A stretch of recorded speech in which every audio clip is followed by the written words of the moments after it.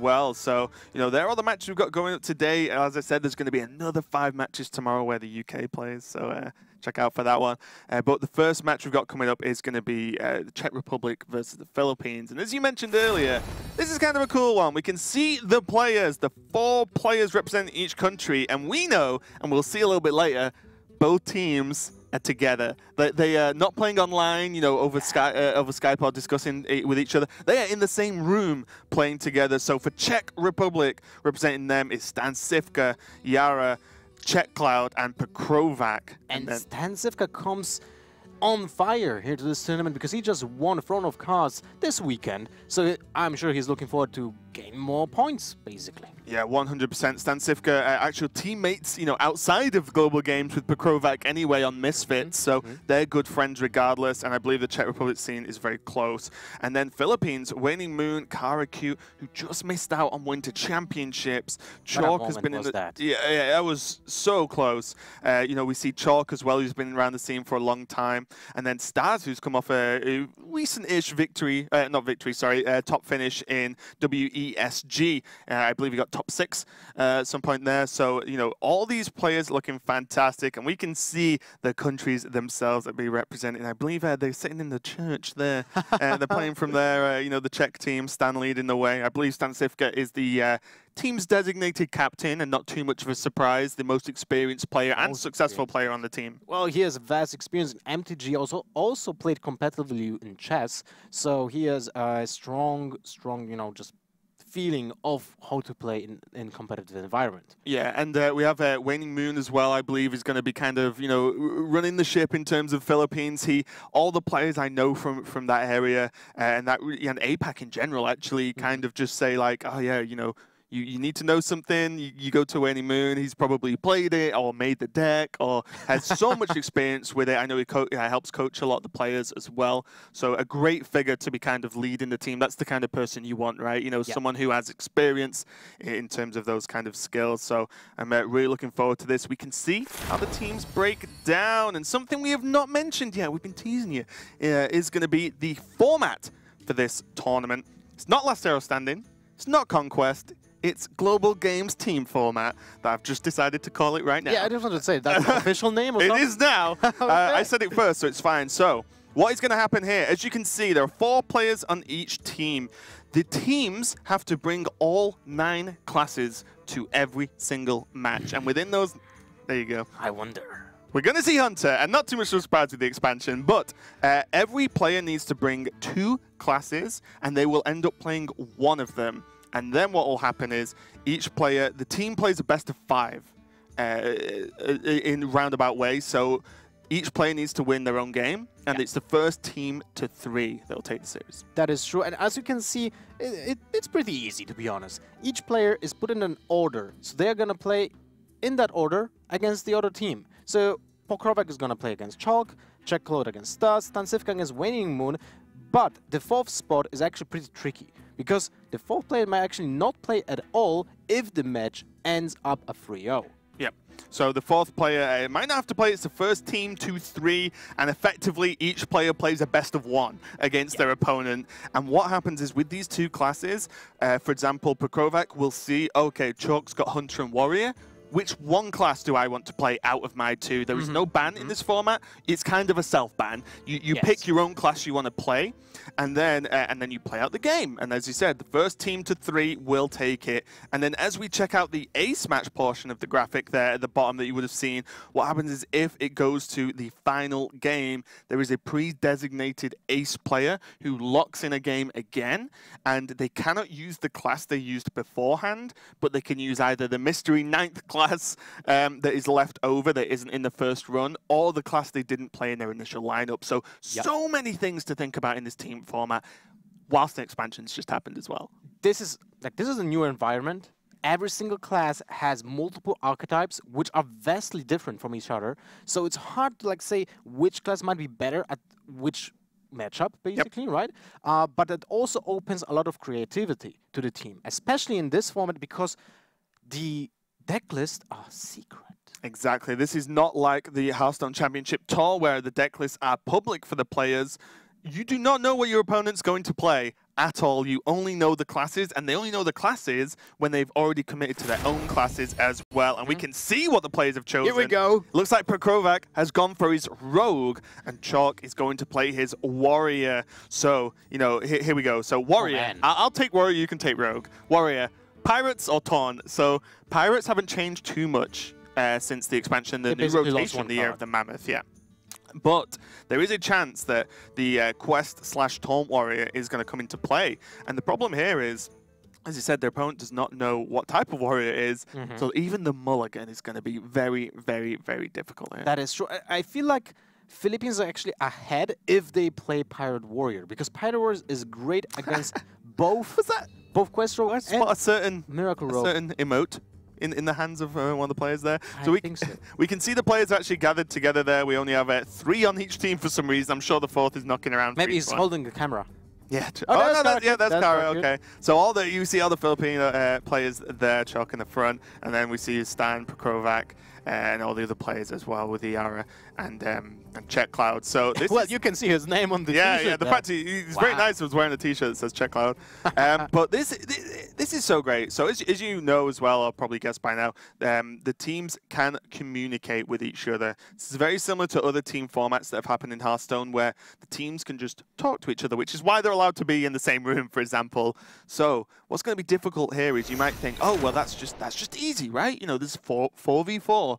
But the problem is communication is very important. You mess that up. We've seen in other team tournaments where the person who's playing, so for example Chalk, is piloting the deck and is playing physically the game. If there's 3 other people saying, oh no, do this, do this, do this, do this, then you only get so long per turn, guys. So we've seen some very close rope turns kick in team tournaments when nothing can be organized. So I think communication is going to be a huge, huge factor in these matches. It's also the difference in example when you compare to Trinity, right? Because that's the major tournament with the communication inside the team.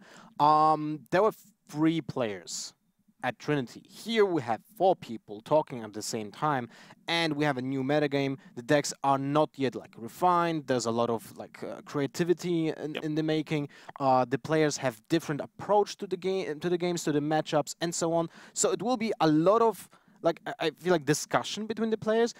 But at the same time, there's only 1 pilot, and the decks are still complicated. Like Rogue, the first match, right? Yep. If they actually picked a Miracle Rogue, so the new Flower team, an example, there's Flower Power Rogue. Flower Power.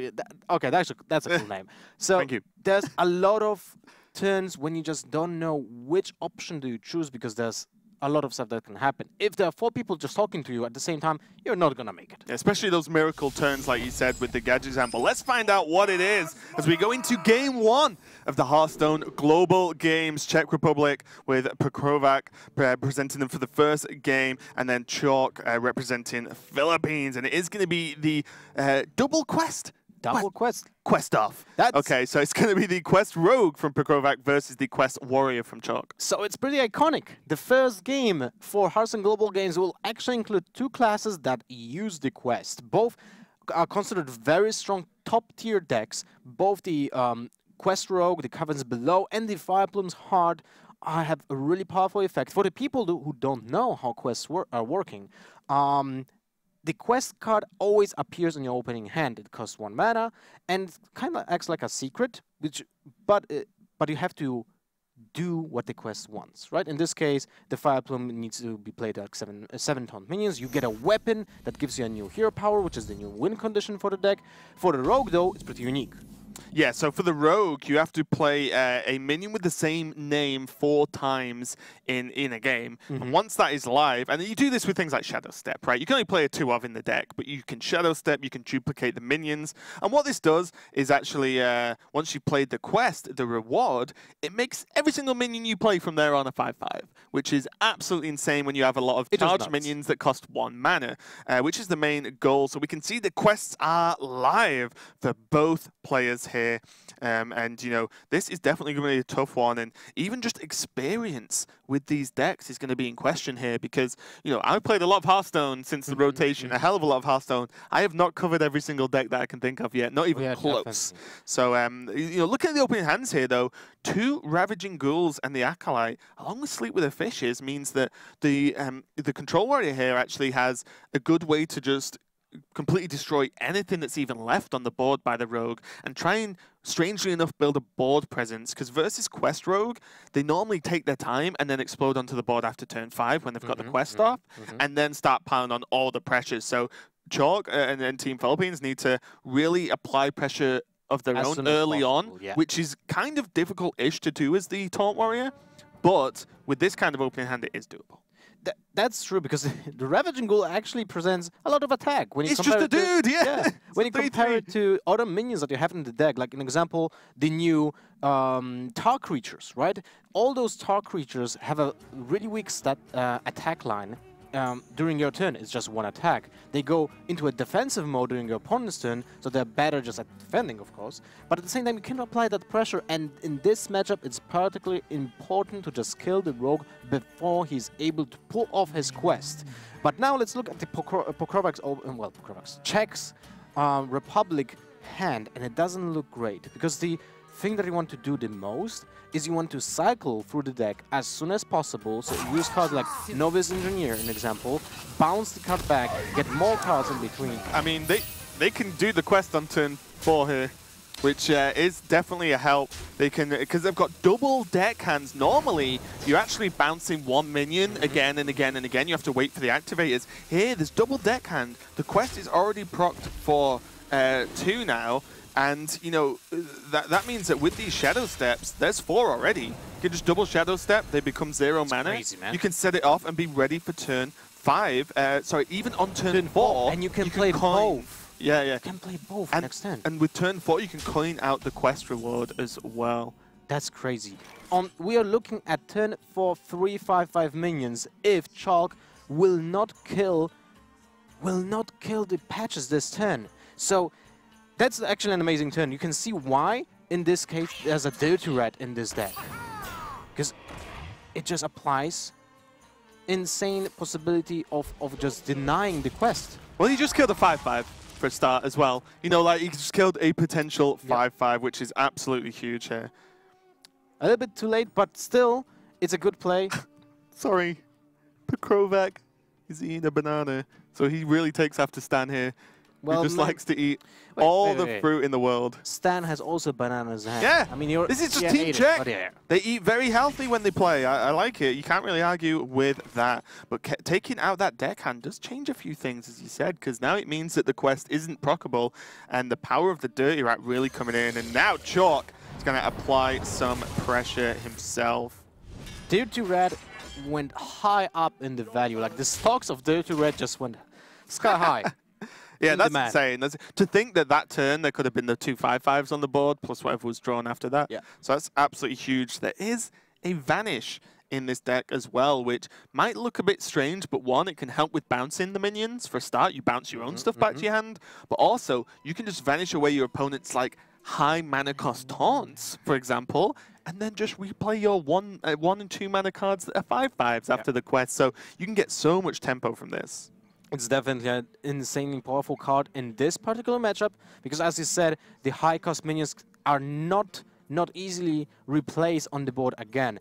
It doesn't really matter for Pokrovac that the minions will get replayed and will just get additional points for the quest for the warrior, because it's not about that in the matchup. Like, if you just can swarm the board with the 5/5s, you will overpower the warrior, because he will not have enough of removal, but every single Taunt Warrior I have seen in the past days is running double Brawls. Although this version is running Sleep with the Fishes. Yeah, so one of the, I think, Show, I don't know if he still is, but the other day was ranked 1 with Warrior, and Sleep with the Fishes is one of the ways he was using to deal with a wide board, you know, like Shaman, for example, one of the classes that can be a problem there. And even, you know, even Rogue, actually, because if they're 5 health, you can maybe do a couple of Whirlwind effects and Sleep with the Fishes, or 2 Sleep with the Fishes just to clear the board. 2 Whirlwind effects, that's a lot of, well, just run the 2 Sleep with the Fishes and 1 Whirlwind effect. Seems good. Whew. still 3 cards, right? It's not easy. Yeah, it clears the rogue board, though. Yeah, but you can just brawl and clear everything apart from 1. Sure, right?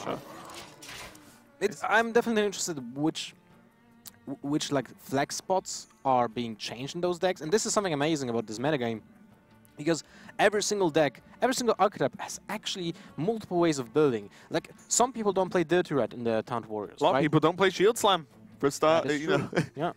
One of the ways you can build Taunt Warrior that's is very popular at the moment is actually just a lot of taunt minions and then some harder removal like Execute. So you don't run normally like Shield Block and Slam. We've seen Battle Rage as well, for example, be used for card draw instead of Shield Blocks. Do you see the Vanish come into play though? Vanish has to be played just to proc the quest now, and well, it's not great for pokrovac to see the Dirtler being bounced, because that will bring out another creature from his hand without value. Yeah, but it'll be a 5/5, which is a reasonable bonus. It will die, right? Yeah, I mean, you just bounce a ghoul to your opponent's hand while you have a 2/1 minion on board. So you practically, what Czech Republic did is they sacrificed the 2/1 minion that they have on board just because they did the Vanish to make the quest. So this will cost them dearly. Yeah, this is rough as well, because as we can see in pokrovac's hand, there's the Crystal Core, which is the quest reward. You can tell by like the spell style with a dragon on the top. It's like a legendary card. But we can see that there's no other minions. So great, you can proc the quest. Well, you have no minions to play. That also gives Chalk a lot of informations. Like, he knows one card is quest, right? The other card might be a prep, eviscerate, backstab, maybe fan of knives. What else?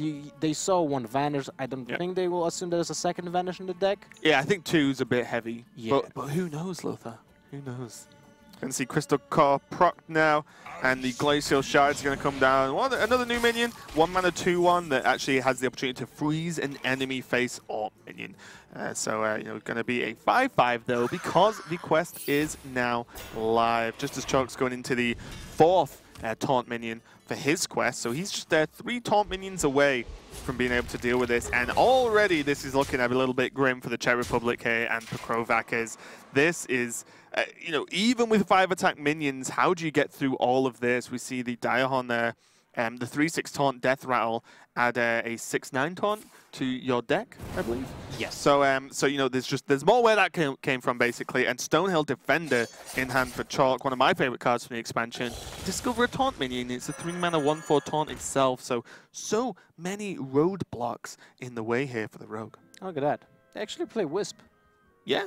So, when you think about it, this deck actually activated a lot of basic cards that didn't see play at all, like Wisp, like Stone Taskball, right? We have seen Stone Taskball being played maybe in the beginning of the Hearthstone competitive scene when it was like a one-off in a mid-range, in a Hunter deck, because it's just a charge minion that could have been played also with the Huntmaster. Some people tried that, but in general, it wasn't very powerful. Just saw it from Peddler.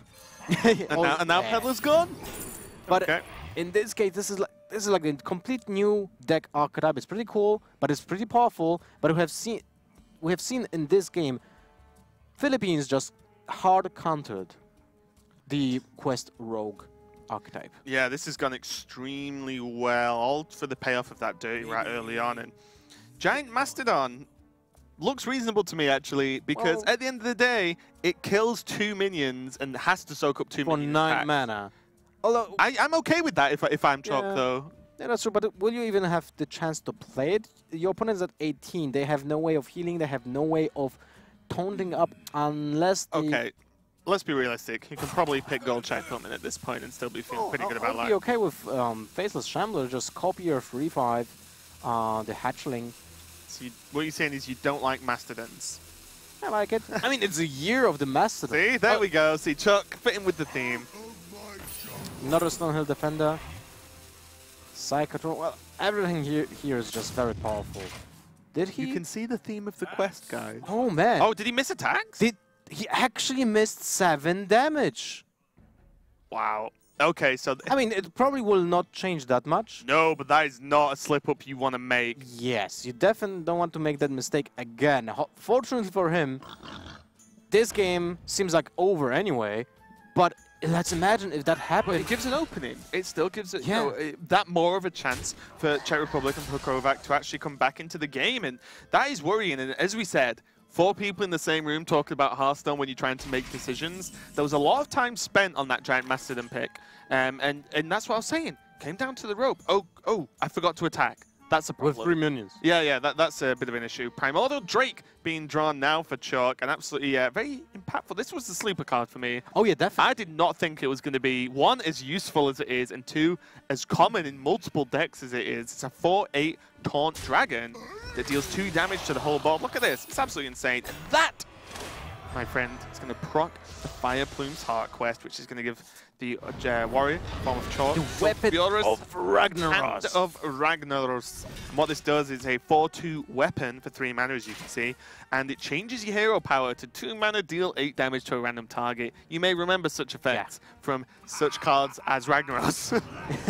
Which is now in the Hall of Fame in this game, so we won't be able to see him in any decks in Standard, but at the same time, well, now we have this. Well, we stole his hammer and sent him to the Hall of Fame. Seems fine to me. And, you know, everything seems to be going Philippines' way here. The 2 minions, even the Frothing Berserker, probably just isn't enough to get the job done. Like I said, just that Mastodon, although 9 mana, you just drop it. It's a 6/10. What is pokrovac going to do to get through that if he chooses to go down that route? So Fioris is definitely an option. And boom, here we go. No need for armor anymore. Let's just hit them for 8. Well, it's a removal for 2 mana, or just you win the game this turn, right? So I guess that's very good. Die, Insect. There hits the 1/1. I mean, it's not a 1/1 anymore, but... it's the 1 mana card. Yeah, this is... At this point, yeah, even just tanking the damage, that's fine. Doesn't matter. No fear. More taunts where that came from. A Psychotron is going to get dropped down. The power of Stonehill Defender there, it was a speed bump. It actually helped trade with the Frothing Berserker. It gave him a Psychotron. You know, absolutely amazing card, especially in a deck that wants to play taunts. And young Brewmaster, look, you're a good guy. You're a nice panda. You've been in the set a while, and you found your place now. But it's not going to be enough, as Chalk takes the victory for the Philippines in the first game of this best-of-5 country versus country tournament. Yep. Historic moment, the first ever game of Hearthstone Global Games just finished. Philippines takes it, and when you just rewind the entire match, Dirty Rat, the MVP, the total MVP of this game, without the Dirty Rat, I would have said that actually Rogue had an upper hand. They would have procced the quest on turn 4 with at least 2 minions on board already. They can just apply pressure, kill the taunts as they just are being dropped on the board. But with that Dirty Rat coming into the game, taking out the way of proccing the quest that fast, it's just crushed the entire plan. Yeah, and it's you know, you can see there's the Quest Rogue has really popped up and became an extremely popular deck. You know, Dog was ranked 1 with it very early on in the expansion, but it has, you know, like 4 turns of kind of weakness where it doesn't do anything for the opening start of the game, and you can really exploit that even with a slow deck, as seen. You know, we saw Chalk just 1 dump down the Dirty Rat for a start to, you know, pull out the deck hand, but also just build a board. And then it's like, well, you only really do something on turn 5/6 most of the time. Yep. At quickest, on average at least. And then, you know, you can't really do much else past that. So that's looking pretty good. We can see there Chalk taking the victory with his warrior. And now the next game is going to be Staz versus CzechCloud. And CzechCloud has gone for his hunter instead of not picking the mage. Oh, and Staz has gone for the priest and not the warlock. Very interesting. So... we can talk a lot about Hunter, but the Priest is the one I'm interested in for now. The Dragon Priest has been very popular and has performed very well on ladder in the past few days, but there are many, many other versions. There is Silence Priest. There is even some kinds of like Death Rattle Quest Priest. How can you name a priest a Silence Priest when he's just running Purify? You need to... Sorry, Purify Priest. You need to do that because the card was a laughingstock for a very long time. I think the reason why was just that at that point, Priest was just kind of like a better class, right? Yep. But in general, I feel like the card wasn't that bad, even when released. It's just a new tool, right? And now we have actually a playable deck with Purify in it, which is awesome. I'm really happy to see. And scary as well. I mean, if actually Wailing Soul would have been in standard in the previous time, right? We would still use Purify when it was released. Yeah, probably. But that wasn't the case. We were just missing that Wailing Soul because it went back to Wild a little bit for the time. Yeah, we can see the players getting ready though. Staz has took the chair. High fives there all around for Team Philippines. And, you know, CzechCloud moving into pokrovac seat. He's not going to be too happy with that loss going down 0-1. But like we said, it is the first 2-3 in this team format. You can see it's going to be Priest versus Hunter. So many options for the Priest and even the Hunter. Quest Hunter has kind of dropped off very quickly. But the multiple different versions of mid-range, even Face Hunter has become at least you know, popular as in enough to be played quite highly on ladder actually. Yeah, the fact that the Hunter made a splash with the Face Hunter version is because of the situation that Rogue was taking just a lot of pressure on ladder, right? You want to be faster than the Rogue, and how do you do that? Well, apply more pressure, right? So you just smash your opponent's face as soon as possible. So decks like Pirate Warrior, like Face Hunter are really good at that if you want to play against the metagame. But still, it's a very fresh metagame. Everything just revolves in blazing fast fashion. And we can't really predict which decks are bringing our players here. So I would say that the Hunter might be anything. Yeah, I mean, you know, there's very many options. There's even the Hydra as well, which is a pick that has been sort of dropped in and out of lists. It's a 5-mana 8/8 that when it takes damage, it actually deals 3 damage to your own face. But it's a 5-mana 8/8 beast, which I've heard is pretty good. We have seen cards like that in the past. Fell Reaver is the best comparison. A very powerful minion, overstated when compared to its cost, but because it has a drawback. In that case, Fell Reaver just was burning your entire deck if someone was just eager to play his cards. In this case, you are actually paying resources with your health. But let's jump into the game. It's actually, I think, Dragon Priest because of the Dragon. Does this list look familiar, Lothar? Yes. All right, let's talk about it for a second because a lot of players actually, before the release of the expansion, but after the spoiler set, said that it looks like Dragon Priest will not be playable at all. And here we are with Dragon Priest actually being one of the top dogs. Yeah, you know, Dragon Priest is performing very well, although we do see a Priest of the Feast in hand as well, so maybe not the most standard list we've seen. Maybe the Drakes are just in there for just being a good card. You know, the Primordial Drakes later on, we will see. So far, we've not seen any other Dragon interaction cards, but from CzechCloud here, you can see a pretty reasonable start. Fiery Bat, there's the Jeweled Macaw, one of the new cards as well, along with what I believe one of the most powerful cards in the whole set, the Crackling Razor Maw. It's a Hunter Beast, 3/2 for 2 mana. It adapts a beast, which means you can get +3 attack on a 1-drop. Wind Fury, Divine Shield, Death Rattle, create 2 1/1 plants afterwards. Which are very cute. Yes, the plants are. Well, hopefully we'll see the plants so we can show you how cute they are. But basically, this is a reasonably started, just a 2-mana 3/2. It's like, yeah, seems fair. And then Adapt, like, is absolutely huge. Early game, it's strong. Late game, it's strong. To the extent where a lot of the times the Hunter 1-drop, you have to deal with it if you can. You have to deal with it, because if it gains additional effects, it becomes even more powerful. But Staz going for the Elemental here. There's another Spite, so I believe this is, in fact, of course, Dragon Priest. And, you know, the Elemental actually reduces spells down by 1 mana, so kind of a Sorcerer's Apprentice effect for Priest here. I know, I mean, it was needed to just drop it on turn 1 because of the fact that you just explained the Crackling Reservoir, and that was the play. So for Philippines, you need to be on the board as soon as possible. We also see the Death Rattle effect. I don't know if that's actually a good option because of the fact that some priests might play Potion of Madness. In this scenario, if the Potion of Madness would take, but the other options were bad. Well, I think that's the issue. The other options really weren't great. If there was an untargetable, for example, that might be a thing here. But looking at the Staz as well now, Crystalline Oracle, so it looks like Staz is playing like definitely not the standard. Could this even be? Well, it can't be Quest. Can it be? No, it can't just be Kazakh. He didn't have the Quest in his opening hand, so it can't be the Quest. That's the thing. When you have Quest in your deck, it always shows up in your opening hand. Yeah, you right? can discard it, if you want to. You can, but it's always there if you want it.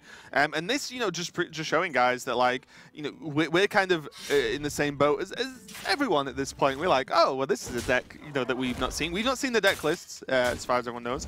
So we've not seen them at all. So we're kind of learning with you as to what these players are bringing. There's the cute plants are going to be onto the board. So CzechCloud actually ended up with something. Having the eagle horn bow equipped as well means that he's going to gain some tempo for the following turns. It's kind of an investment there, helping deal with the minion first, and then can swing with it again next turn as well.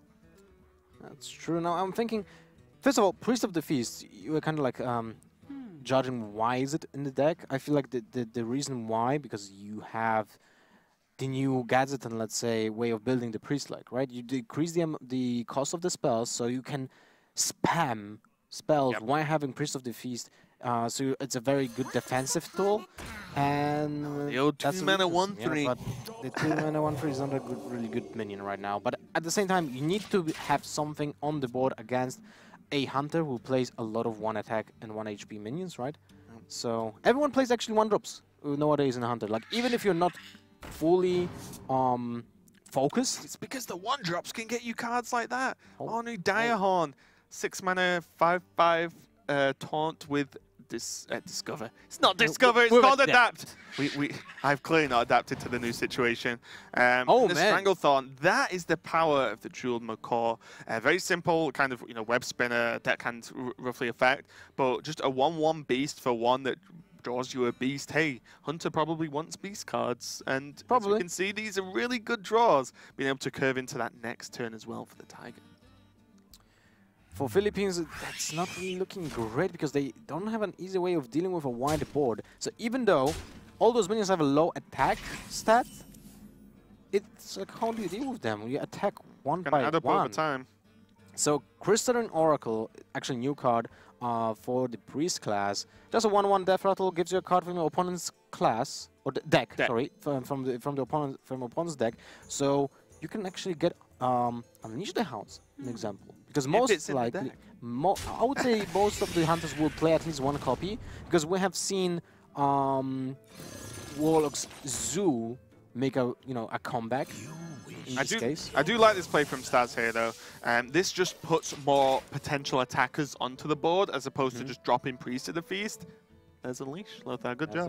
And what this does is, as you said, the minions are low attack. They're also low health, so now you have 2 minions with relatively high health but low attack that can just keep trading away these small guys. I agree with you about that, but I feel like the buff on the HP on the Oracle might not be a good way of dealing with that board, because you would like to get a card as soon as possible from the Oracle. It can help you stabilize the board because your hand is not really looking that great. You can't even curve properly. Like if you play your turn 5 can be a Talent Priest into a Hero Power, or just Priest of the Feast and nothing. If you Shadow Word Death something to turn 5, you probably will not Shadow Word Death. So you basically want to play Talent Priest and Hero Power. Next turn is Priest of the Feast, Hero Power. You're not really getting like anything proactive. Right, so getting the card from the Oracle might have been very important. Yeah, I don't know if you'd want the extra health on the Nether Spite though, because that Nether Spite's going to stick around for a while. But it's oh my. That's for next turn, so it won't be helpful really right now. But it puts something into perspective, right? Do you want to deal with those 1/1s? Yes, because you don't want to say that you have Dragonfire Potion in your hand. But at least you can do something this turn. Yeah, and now, well, the idea is Talon Priest probably isn't the play this turn. It might just be he'll pass. Because do you want to play a card that's going to try to Dragonfire, right? So there's a chance that either Priest of Feast comes down, because it will technically live with the 1 health, or he actually just Hero Power passes, and it looks like Staz might be going for the Talon Priest, which means he might feel himself being a bit more flexible with this option, because he can Death the Tiger next turn. So maybe he's thinking, okay, well, actually, I might not even need to drag. What if he just has, like, Unleash the Hounds in hand? You know, like, so Kill Command, for example, you know, I might not need to Dragonfire, so if I make my turn not as impactful and then it doesn't extend onto the board, then, well, that's kind of a waste of a turn. So looking back, this is actually not too bad from Staz at all. Now the initiative is with CzechCloud. Has a lot of options. I always struggle to not want to just slam High Main on 6 if I can. High Main on 6 seems like a good choice almost every single time. Although, if you would slam High Main on 6, you would like to trade with the Tiger into the Talon Priest because that plays around just the Holy Nova, an example. Yeah. Right? But at the same time, you don't want to lose 5 damage that's going to the face. The opponent is already at 23, so just one swing of the Tiger puts him at 18. With the Hyman on board, that is really potentially dangerous to just close out the game next turn. Especially when you follow up can be the animal comp into Unleash the Hounds. Yeah. Potentially like Huffer, Leok, you know, and then Unleash the Hounds as well for even more damage next turn. He's going to trade. He's trading, although it's still... Ooh, wow. Oh, alright, a new card that I think I didn't anticipate it would be in this deck. The Curious Glimmer Root. It's a fun mechanic. Okay, let's talk about it. It's the weirdest card ever. So what does it do? So it's a 3-mana 3/3 that you kind of like discover in terms of you see 3 cards, and you have to pick the card that is in your opponent's deck, and then you gain a copy of that card if you pick right. But 2 of the cards won't be. So you have to pick correct. A lot of the time, I think it's reasonably okay, you know, like quite reliable. But we'll see if it pays off. We see Staz got the Eaglehorn bow from the Oracle there. So now we can actually just use that to help gain tempo over the course of the next couple of turns. I think I would just go for the Curious Glimmer Root because it gives you potential to get a spell Shuffle them up. For the Priest of the Feast. Okay, so we can say it's not Giant Sandworm. Yeah. Right? I'm going to guess Hyena. That's my guess. And we've not seen the deck list, by the way, guys. So this is literally the same. We're in the same position as Team Philippines here. It can be either the Hyena or the... Alright, the Hyena. I win. That's 1-0 to me, Lothar. Well, the Glimmer Root was... The Explosive Trap has some merit because it's great against all those pesky rogues in the beginning. Like if they have like small minions, it's great against other hunters. But at the same time, it doesn't give you as much space in your deck and no pressure if you just, you know, need that minion, right? Yeah, we see the Diehorn come down now, and what's kind of awkward with this guy is the adapt effects. We can see +3 attacks, summon 2 1/1s again, and +1/1. I think I would like +1/1, or maybe even the plants. But this is already taunt minion.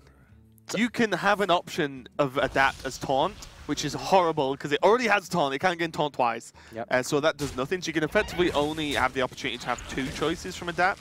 But CzechCloud got away with it there and had all the options in the world. Ended up with just +1/1, making it a 6/6 beast. And suddenly, you know, this doesn't look like the scariest board. Looks like quite a cute board with those cats on there. But with the addition of an animal companion plus hero power and Unleash, potentially, depending on the board, this could be very scary indeed. I like the decision which Czech Republic did actually make. Because they went with the +1/1 on the taunt, they had to trade because they wanted to play around Dragonfire Potion.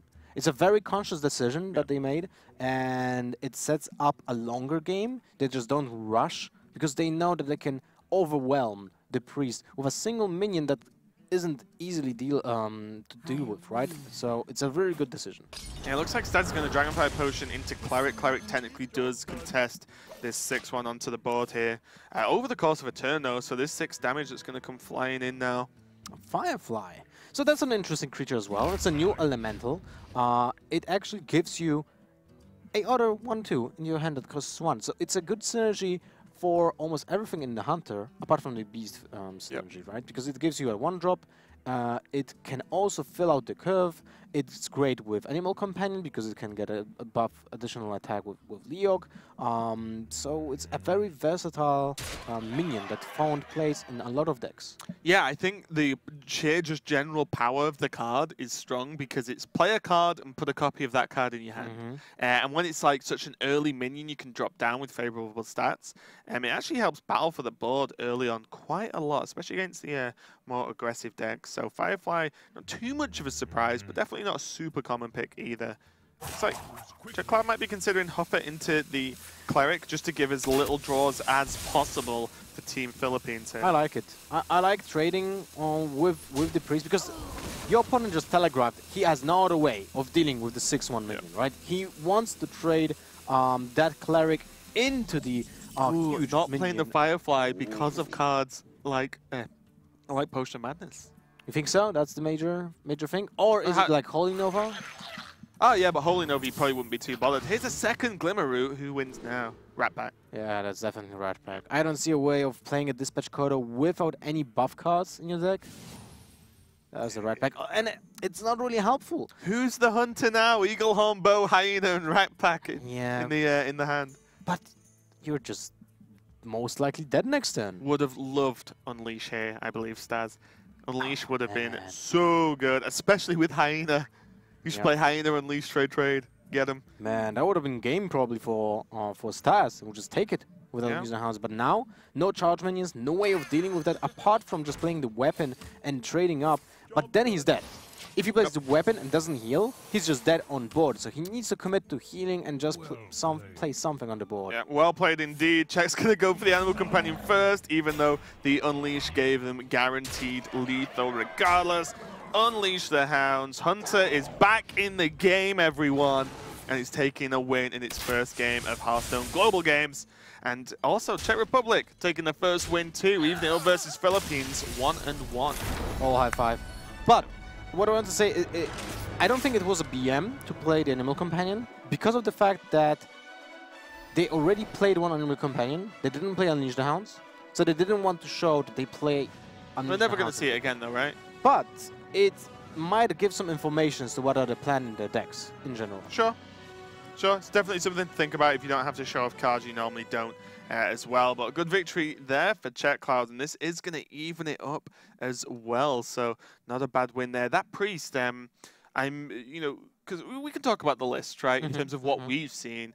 I feel like that Priest might have tried to do too many things at once. Yeah, it wasn't really focused on the usual type of dragon priest. We only saw Primordial Drake as a dragon. Could have been a bad draw, but normally you need to run like Twilight Drake, obviously the operatives as well. Yeah. So, that's the OP creature, yeah, exactly, yeah. So we didn't see too many dragons. Maybe it's just a bad draw, but with 2 Glimmer Roots in there, 2 Priests of the Feast, you wonder where what's being cut. Well, that's already 4 cards, yeah, right? that's what I mean. You wonder what's being cut. The Glimmer Roots, the Priest of the Feast, the Oracle as well.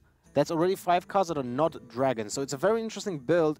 As you said, it might not be just consistent enough. But now, I believe these are the 2 leaders, so to speak, of the teams. StanCifka rocking the Warlock and WaningMoon on it, the Rogue of his now. He had Rogue and Paladin as a choice. Went for the Rogue. StanCifka had Druid and Warlock. And Cifka, I believe, was playing like a Handlock, right? Yes, he's a huge fan of Handlock since he picked up the game, basically. He picked up the game, by the way, right after the next Rammer's release, if I remember correctly, and he was hooked up, like, immediately. Yep. He loved it. So, did we all? Yes. And he's a big fan of control decks. He always has really odd choices in his decks. Like an example, from my own personal experience, when we were playing in DreamHacks, he always had, at that time, a silence card. An example, he was playing a Iron Big Owl in his Druid deck. Yeah, he played Warrior as well. No one was playing, actually, an Iron Big Owl in Druid before, because, Keeper of the Grove was a thing. And he was playing 2 Keeper of the Grove and an Iron Big Owl on top of that. So I'm really curious to see what is the deck that he will bring to the table. Although I think Zoo might be more powerful in this environment that we have right now because it's super aggressive, so it's great against Quest Rogue, an example. It's good against Pirate Warrior. It's also great against Taunt Warriors if they don't hit the brawl, because you can just overcome that really, really easily, right? Yeah, I would be amazed if Cifka brought Zoo. It would be so crazy. He's such a control player, as you said. Reno Lock, Hand Lock, pretty much any kind of control. And there are a few cards that we've seen as well that have kind of added to that as well, with cards using health as a resource instead of mana, and combine that with Medivh. We saw that from the sort of Handlock deck over the course of Throne of Cards as well. So we're super interested to see that. And WaningMoon on the Rogue. Is he going to play Quest? I feel like WaningMoon's going to play Miracle if I have any instinct on him at all. I would love to see the Miracle Rogue, but at the same time, feel like the Quest Rogue is so powerful. The effect is nuts, right? It can just steal a game out of nowhere. It just sometimes you will just not have an answer, and then he will just roll over you, right? It's like a Furyun. So do you want to take a chance to just win a game because your deck just aligns perfectly? You have the good draw, you just smash your opponent in first 3-4 turns, because that can happen. The Rogues are actually able to finish the quest on turn 3 because of the fact that prep can be used to play the Cavern. Yeah, it's 2 mana. Not something I approve of, basically. No, it's a very powerful deck. It's very. It can just kind of blow up out of nowhere, and a lot of the time there's just no answer once it does. There's no real comeback when your opponent's playing 1 mana cards that can charge for 5 attack and 5 health. Because it's not as if it's just the damage, it's the fact that they're hard to remove is the key problem here. But I'm definitely looking forward to this one, and this kind of funny that like we're all even at 1-1 with these teams, and then the 2 kind of most experienced / leaders of the teams are going out against it so you can get ahead first. This is kind of the kind of fun that you can expect going forward from this tournament as the teams continue to clash. But yeah, I'm excited for this one. Who do you think is going to take it overall? Overall, I thought there's Czech versus Philippines. I think I'll go with the Czech. You know, as I said before, Czech is actually a country that has vast history of just playing games in general. Czech Republic, the same as Germany, an example. They have a lot of game designers and board games. They have a lot of traditional, just meetings with family, just playing board games, playing card games. That builds up the culture, right? That builds up the culture that people are actually used to play games. They have better understanding of how to play those games, even on game design, right? So it's pretty natural for countries like that to develop a strong community. And as we see, like Germany, a lot of players, right? Yep. Czech Republic, the same. And that's a lot of prolific players as well because of the, just vast community. Yeah, I'm going to go with Philippines, though. I like that team. I keep an eye on the players a lot of the time as well. Just follow what they do, and they have a very close knit community as well. They run a lot of firesides, for example. As you can see, they all live relatively close to each other because they meet up. They actually met up before this. I think it was last week. They actually met up to discuss tactic strategy for the tournament as a whole, and just hang out with each other. Because I think it's important to just hang out with your teammates sometimes and maybe get to know them a little bit better. But yeah, these guys have a lot of local tournaments as well. There was actually a fireside last week that I believe CaraCute played in. I'm not 100% sure how she performed, but yeah, very close-knit community, and it's great to see all these guys even just physically getting together in the same room and hanging out playing some good old-fashioned Hearthstone. Yep, that's true. By the way, CzechCloud was the 3rd person to eat a banana. It's just... Everyone eats a banana. I wonder if they have on Stan's team, it's like, if you're on my team, you're going to eat healthy. You need to play also Mukla in your deck. Yes, all the bananas. Yeah. Now we'll see WaningMoon, a very experienced player, as you said before, right? Yep. He's the father figure of the team, that I would say. I'm really interested to see what he thinks is best to bring to the table. Just like you're my father figure. Oh. Well, I'm way older than you, so it's almost accurate. Yep, that's fine. Okay, we are going into the game very soon. We're just sorting out a few things just to make sure the players are ready. Of course, as we explained, this is a brand new format, brand new experience for these players as well. So they're kind of just getting to grips with it as we are, of course. And I'm really looking forward to see this play out, as looks like the game is beginning. So we should be going in very, very soon. Oh man, I'm excited already. I've seen with glimpse of my eye what decks are getting. Okay, so it's nuts.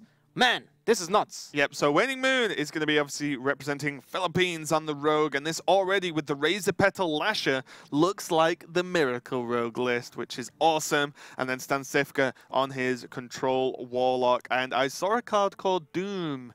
And did you see some of the combos that can happen with that card later on? I assume if he plays Doom, he also plays Bloodbloom. Yes, and it's he also... 2 mana new spell. Let's just say to the viewers, because a lot of people will not be accustomed to the new cards. It's a huge expansion. It was released on the 6th of April or 7th, and the 2 mana card, the Bloodbloom, allows you to play a spell for 0 mana, but instead of paying the mana, you pay your health. Yep, and an important thing to know if this deck is the deck I think it is, this deck potentially has Medivh in it, and what it does is. Medivh, the weapon, actually normally gives you a minion based on the amount of mana you spend. But it actually says cost in the text, I believe, of the weapon. Health is a cost. So you can Doom for 10 mana, clear the board, and generate a 10 mana minion onto the board with that weapon, which is the combo that we've seen, the biggest combo we've seen pull off. But we do see this game going off to a reasonably quick start with Swashbuckler. Straight out for WaningMoon. Spreading Madness. not exactly what you want in terms of all the Warlock cards available. You can kill your own Auctioneer. That's not really the best thing to do. I definitely disagree. WaningMoon just clean off the glasses there. Just gotta sort himself out, make sure he can fully see the board, being able to play. For StanCifka, now the Dirty Rat doesn't seem like a really great thing to keep in your opening hand, because you know you're not facing a Quest Rogue anymore. And that means if you just play Dirty Rat and then 10-2, you might get an Auctioneer out and lose the game in the process. Yep, pretty much. So the Dirty Rat was kept because of the potential of Quest Rogue, but this is actually going to be the Miracle Rogue, and we see some new cards already. The Razor Pile, very straightforward. It's a 1-mana spell that deals 1 damage, great for cycling, and procking the new legendary that we may see called Sherazim Corpse Flower, which I hope should be in this deck if it's the one I'm thinking of. Should be, definitely should be, because it's a great way of just getting another pressure card on your board. It has a great synergy with Gazetan. Like, how many cards do you want to cycle through a Gazetan turn, right? All of them. As many as possible. So if you can get 4 cards and get a 0-mana 5/3 on the board at the same time, well, that's pretty nuts, right? So definitely we're gonna see that in this deck. Although now it seems kind of lackluster. Like, your hand is pretty weak, right? He needs to draw the Auctioneer as soon as possible. The Swashburger can still give him access to some fuel, right? Oh, another new card, Hallucination. Actually, big fan of this. It's a 1-mana, discover a card from your opponent's class.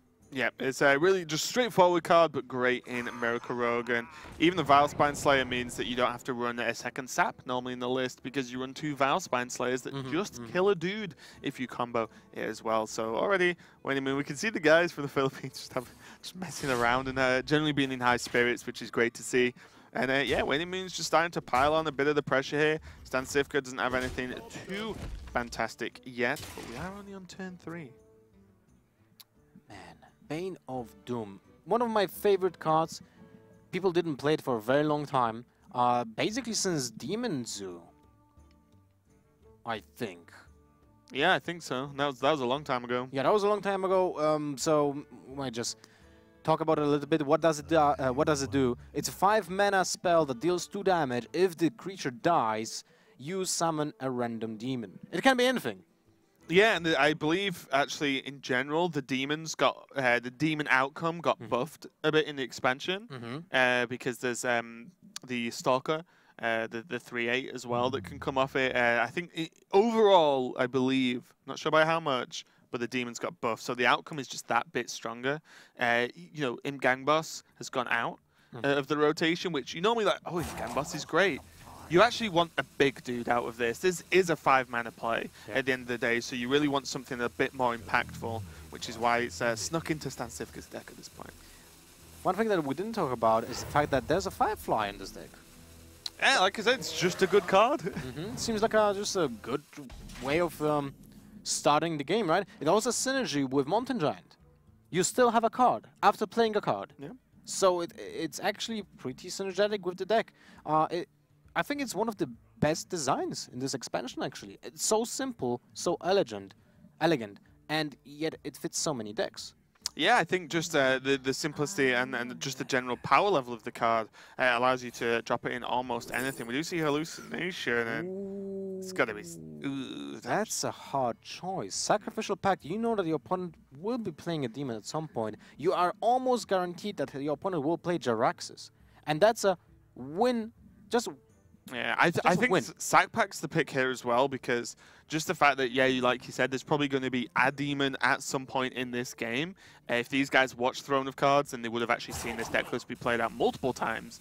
And also, it's a 0-mana spell, which in Rogue, I've heard is pretty good when you play in the Miracle version at least. So I feel like Sack Pack is a great pick here. They also play Archon Giants, so it has synergy with the Archon Giants as well. It's a really great pick. Now it just comes down to when do you use it? Do you keep it, or do you just use it on the first demon that just hits the board? Right? Yeah, because bear in mind you cannot use it unless there's a demon on the board, unless it has a specific target. It's not a spell you can just randomly play.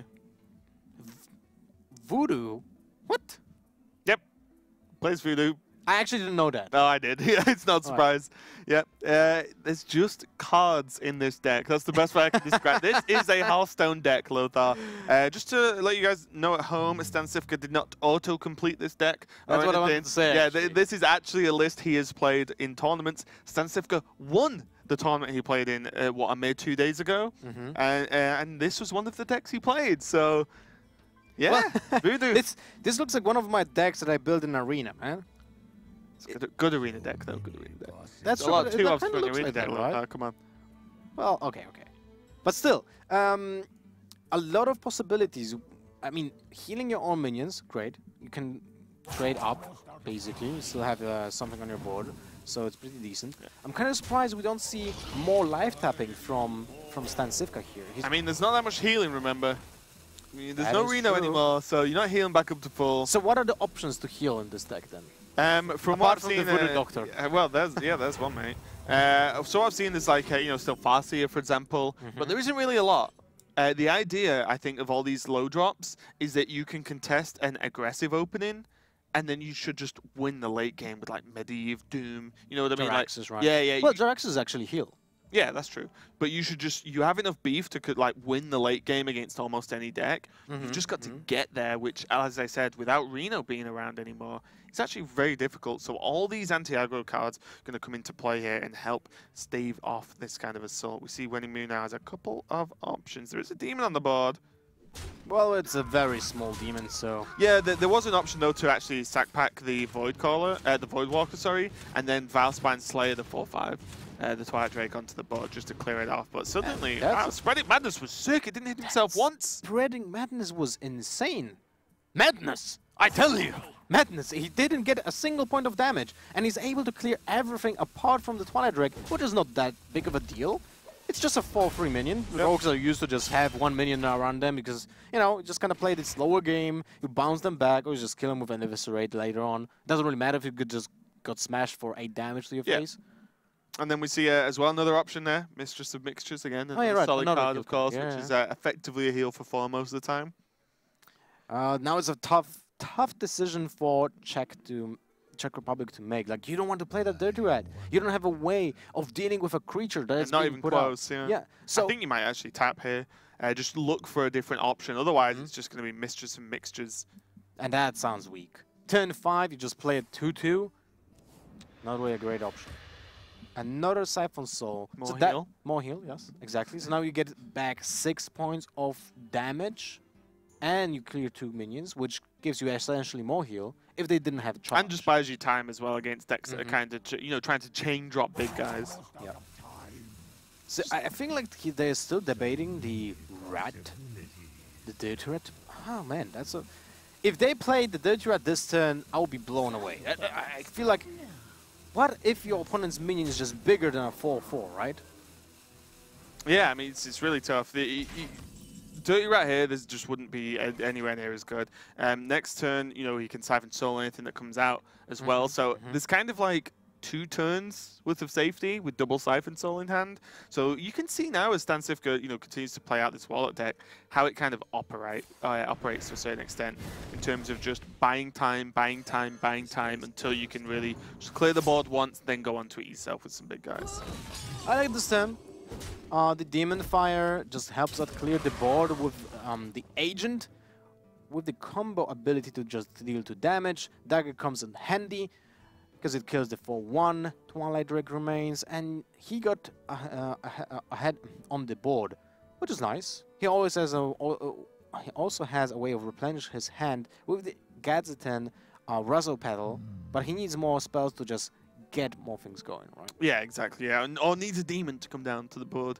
Second Mistress of Mixtures coming out for StanCifka here, which means that, again, we can just see how defensive this deck is, but it is kind of a whiff. I feel like you just need another tap. It feels really bad here, but Cifka agrees. Well, that's more like it. All right, so the Elise is a new legendary. It's a second iteration of the same minion we already had. That's one of the legendaries from League of Explorers that does make a comeback, and what it does is a 5-mana 5/5 that puts, and it's pretty unique. Yeah. It puts a Ungoro pack. How did I pronounce that? Never mind. It puts a pack into your deck that contains 5 cards, and you open it for 2 mana. But the thing is, it has a higher probability of getting legendaries. Yep. The value of that pack is actually pretty high. Yes. A lot of the time you get some very, very, very good stuff out of there. And it can be any card. It's not even class specific. So it can literally be any card in the Ungoro set. So, you know, got the high value there. And you can start to see how this deck is going to piece together. Whereas WaningMoon and Team Philippines are trying to work out exactly how they want to progress. Do they just play a Vile Spine just as a dude? Kind of a hard choice because there are so many big, beefy stuff that can come out from StanCifka. You need to keep that Vile Spine Slayer in your hand. It's also a new card. It's a 5-mana 3/4 that destroys a minion if you can combo it out. Because animation. Cut through the jungle. Yeah, and there goes the pack into the deck.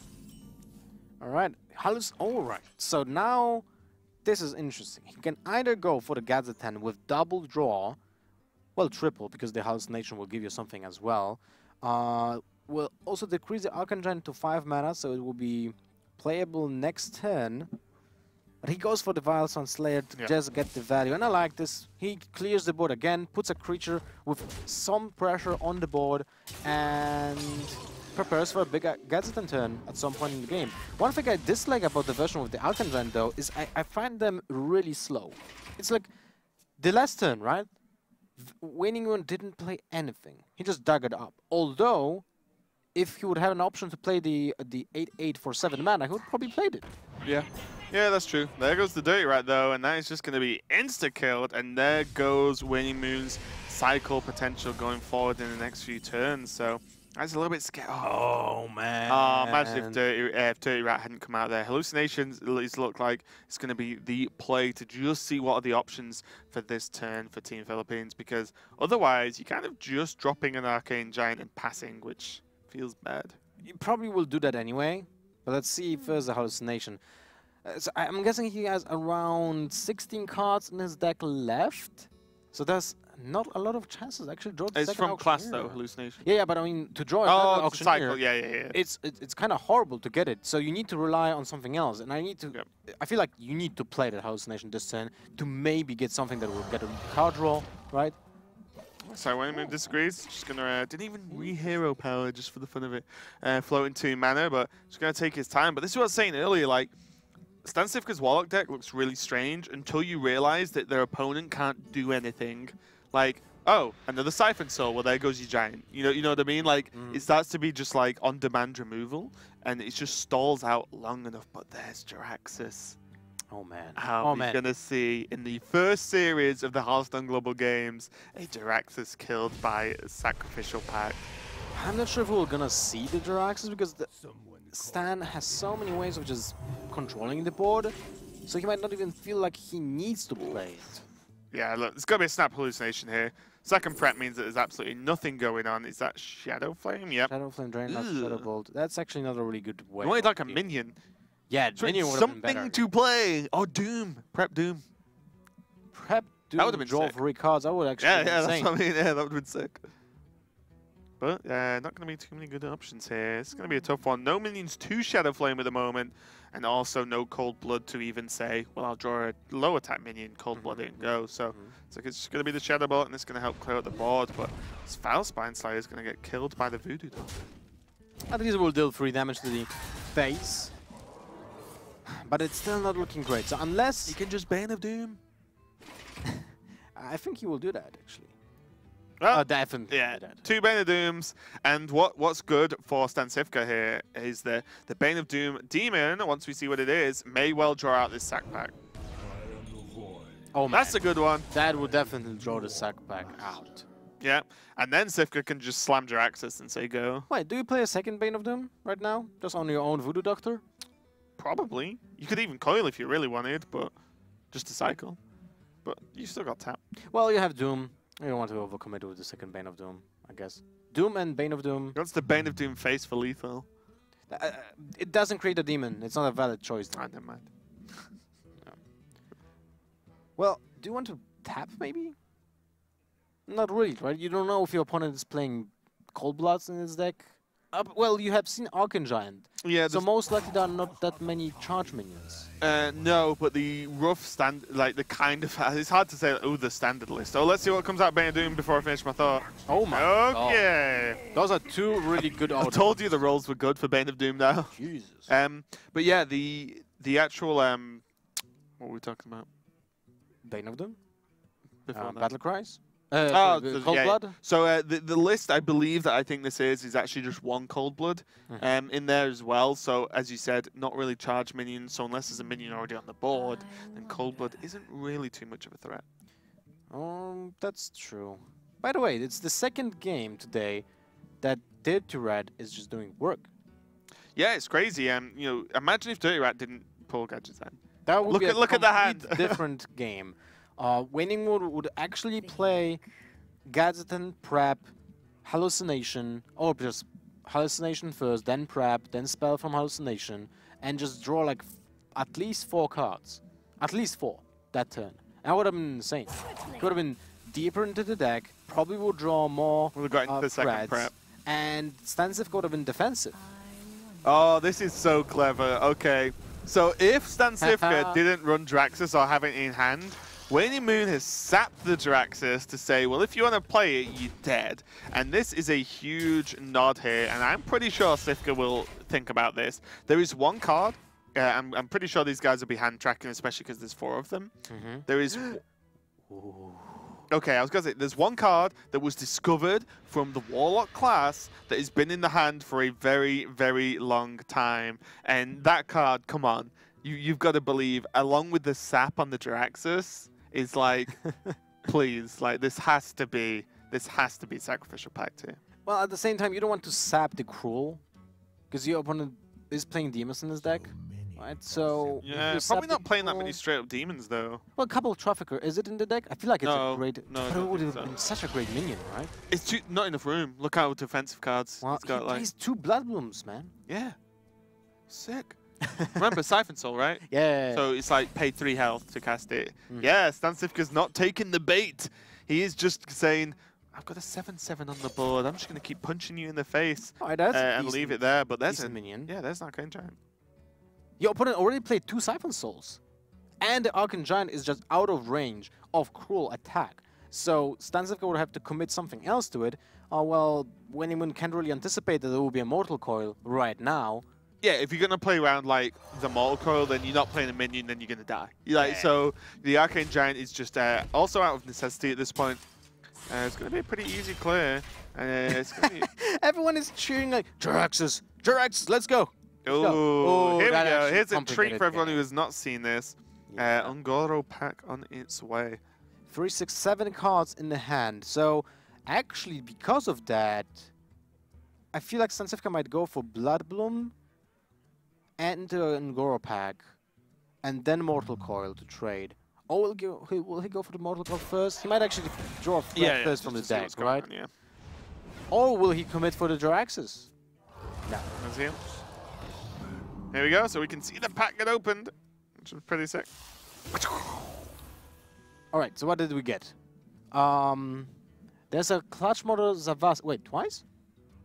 Yeah, so Clutch Mother, there's the 2/2 Wasp, the Archaeologist, and the... Oh, there's 2 Clutch Mothers. Yeah. And the Vicious Pterodax. Vicious Fledgling. Oh, Fledgling, sorry. It is a Pterodax, but it's a Fledgling by card It's actually name. an insane creature when you think about it.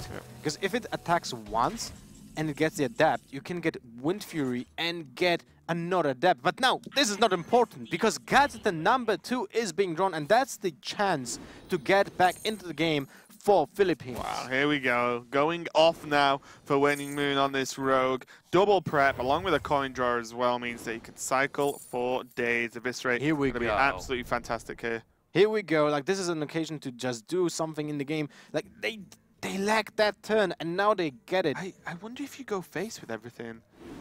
Just to like, get that Jaraxxus out, yeah, right? just to try and pressure Jaraxxus. Remember, there's no more Conceal. Oh, yeah. That card doesn't exist in the game, sorry, in the standard anymore. Okay, Prep Fan is going to actually help out. It actually clears the board with the Falnos. That's nuts. He's not. Oh, he's playing the Thanos. Okay, yep. He's going to clear the board here. So this is good an opportunity as WaningMoon has to develop onto this board and draw a ton of cards. There's another Eviscerate. But look at that. If he wouldn't play the Thanos, he would have actually played Edwin this turn. That would have been scary. You can't presume that sort of Well, can you? I mean, the deck is not that many cards left, right? True. So there was a chance of just making the calculations. What are the odds of drawing the Edwin? But still, it's a really great turn for WaningMoon. It actually keeps him in the game. Yeah, definitely. And also, you know, we talked about the Blood Blooms, but they're probably just not going to be that valuable anymore because Cifka's only on 18 health. If he Blood Blooms into Doom, well, you're on 8 health against Rogue. Never a good stage to be at. You need to play Jaraxxus after that then. And then you're dead. You're dead, yeah. I'm pretty sure Cifka knows they've got a sack pack. He's going for that. Oh, he's going to 8. He's going for that. That means he will use Farseer this turn. Yeah, bear in mind this does only use 2 mana to play the Blood Bloom, so this means that he's got 8 mana, as you can see, to float around. Still a good turn for WaningMoon. Look at that. If that Eviscerate would actually be in face, that is very close to lethal. Yeah. Let's see Tarkrik come down. Giant Wasp is a nightmare. Playing against a Rogue the other day with this card, I was like, oh, I guess I just can't play anything. I think I was playing Control Warrior as well. That's sure is a little bit late to the party. No more, and not much value left when your deck is like 3 cards. No, but Sherazin does like to party, as you can see. A very happy little flower there. And what this card does is when it dies, it goes dormant. It turns into a uninteractable egg-style thing. And then once you play 4 cards in a single turn, it transforms back into Sherazin Corpse Flower again. So this minion effectively never gets removed off the board. There's Medivh a little bit too late. You know, if this is a couple of turns early when, you know, WaningMoon was just passing turns. One turn earlier. Yeah, but even earlier on, WaningMoon was just passing a turn and doing nothing. So, you know, Medivh could have made a huge impact there onto this game, but still might make it. As, you know, this Wasp means that Cifka can just clear off one of these minions very, very easily indeed. But he's not able to clear both minions, and that's a problem, because he's at 7 HP. He knows his opponent still has 1 Eviscerate in the deck left, or in the hand. He can't Jaraxxus. But if he just plays Farseer, he's going to 10. 1 minion is left with 3 attack. He goes to 7 back. So Dagger as well. Yeah, well, 7, that's 6, that's 2 HP with just a single Eviscerate. And there might be a deckhand that is exactly 2. Because he has seen Swashbuckler, but there may be another pirate. What are other options? I think the options are mainly those at this point. So Cifka's not got much choice. I'm pretty sure he is just, you know, consigned to the fact that he cannot play Jaraxxus this game. He's going as wide as possible onto the board. He's going to try and take this one before WaningMoon can piece together the damage. Mimic Pod onto his last card. That is actually nuts, because if maybe the last card is an actual Mimic Pod. Is it Backstab? I'm out of cards. Yeah, hey, that's good deck, mental deck tracking there. Imagine if it would be an Eviscerate, just game. Yeah, it's straight up game. But these backstabs are really going to help, and they're going to easily pop Sherazim again. And you can go backstab, coin Edwin. Oh my god, that's okay. So is he back into the game? Well, you can take 3 damage. Yeah, the damage from that fledgling, so it's not really that important. But do you want to keep the Eviscerate, or do you want to pressure your opponent and just Eviscerate face? You Eviscerate face, right? I think so. 2 Farseers, 2 Voodoos, 2 Siphon Souls. What healing does he have left? There's almost damage permanence now, because you know if he Jaraxxuses, you win anyway. Ah, there goes the Eviscerate face. I love it. He does have to trade, though. I don't think so. He just pushes. Oh, maybe not, because I was thinking there's Jaraxxus weapon swing as well. But he should be relatively safe here. I don't think there's really anything for 1 mana that changes anything here. And Coil, not the card he's looking for. That's the game. You play Jaraxxus, you're dead. I mean, there's a 12-12 Edwin. You're dead anyway. So, it's kind of tough. I mean, not really. Your opponent is actually run out of cards. He has 1 card left. So if you play Jaraxxus, and next you will have a way of dealing with the Edwin, so you just take damage once, right? Then you're still not dead. And if you just get another, like Blast Crystal Potion example, if you get the Blast Crystal Potion, you deal with the Edwin, you have a way of healing back with the second Jaraxxus. Is there any way Cifka can get a taunt? There's a taunt. Yes. Is it enough though? Well, he's not able to... You're literally just playing Tar Creeper passing. Now he's not... Wait. Is he able to even survive this turn? He does with Tar Creeper, it's 5. Oh, no, he won't. No, he won't, of course, because Van Cleef kills it. What am I... Yeah. I'm talking. Second taunt. Like a crazy person. Alright, that's a way of surviving the turn. On 1. Yeah, and he just has to go face. He can't kill off any of the minions. Fatigue is an issue now. 3, 5, 8. Oh man. That WaningMoon just lost. He has no way of healing, and he can't kill 2 minions. No. Just, oh yeah, 2 fatigue. He just lost 2 fatigue yeah. and 3 damage from JaraVzskocil. Exact lethal. Well, that's game. Absolutely crazy, coming down to the wire, and StanCifka just about managing to hold on. That coil was huge. Into life tap into 1 health, okay? Wow. That's knowing when you need to do something big, and big indeed. The Dirty Rat having no minions in hand. Cifka was fully aware that this is Sacrificial Pact in WaningMoon's hand. It's not been played all game, and there was a sapped JaraVzskocil, so only one reason for that. And now, you know, WaningMoon's just looking at the options. He's like, well, yeah, I think I'm dead. Because WaningMoon knows there's a JaraVzskocil in hand, at least one, because he sapped it. What a nuts game, man.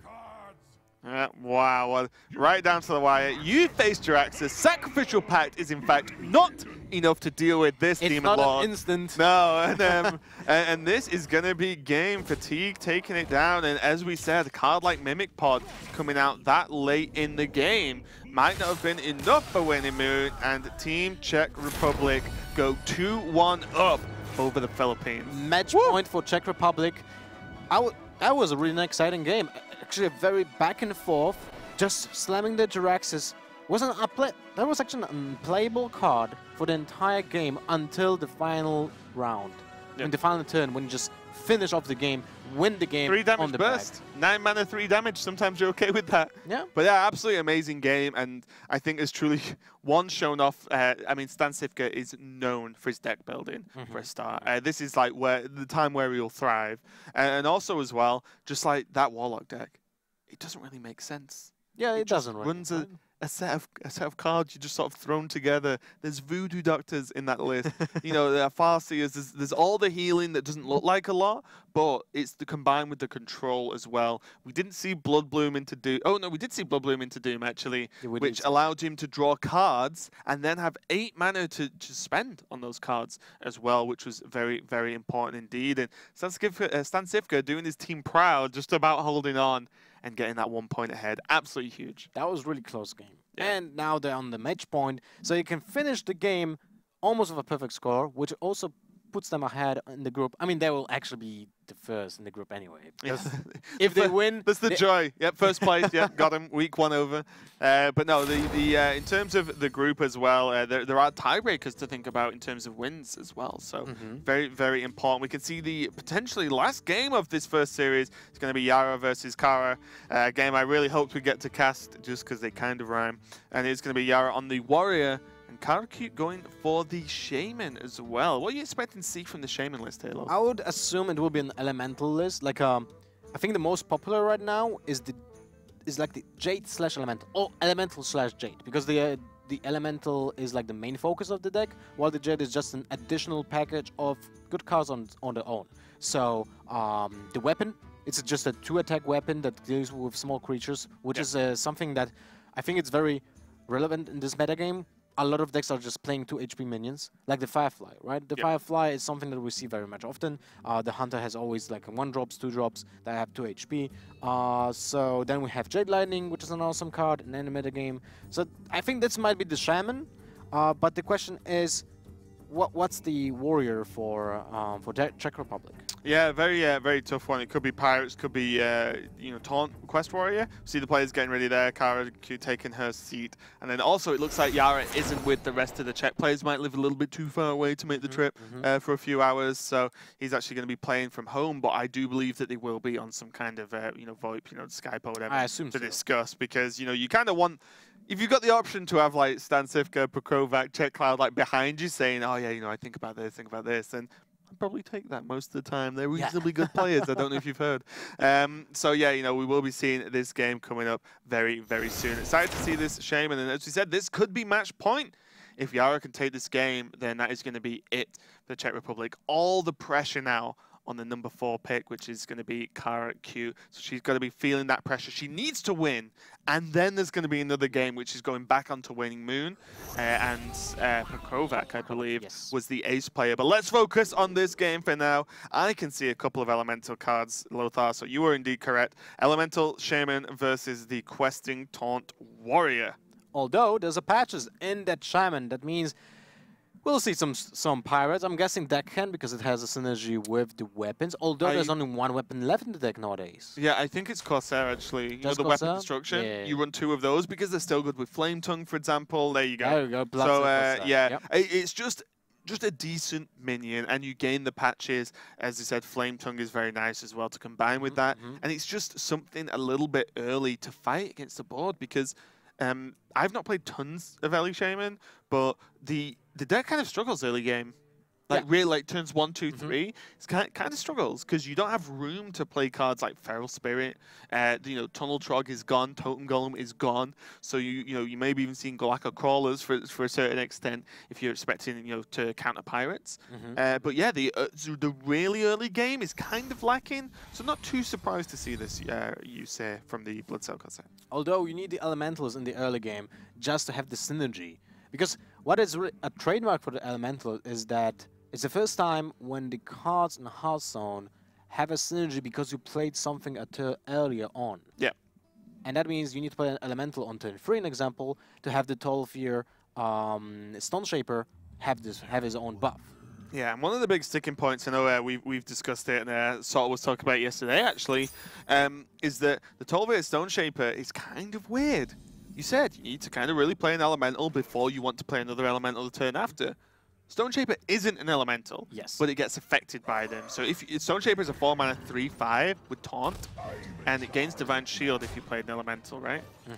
Yes. The problem is there is a 5-mana elemental that we'll no doubt see later on that you really want to play on 5, but its effect is only live if you played an elemental last turn. So this can get really awkward to try and navigate when and where to play these elementals to get the most benefit from the minions. And because this is not an aggressive deck, we might see, depending on what the hand looks like by then, the 12-year Stone Shaper not actually played on 4.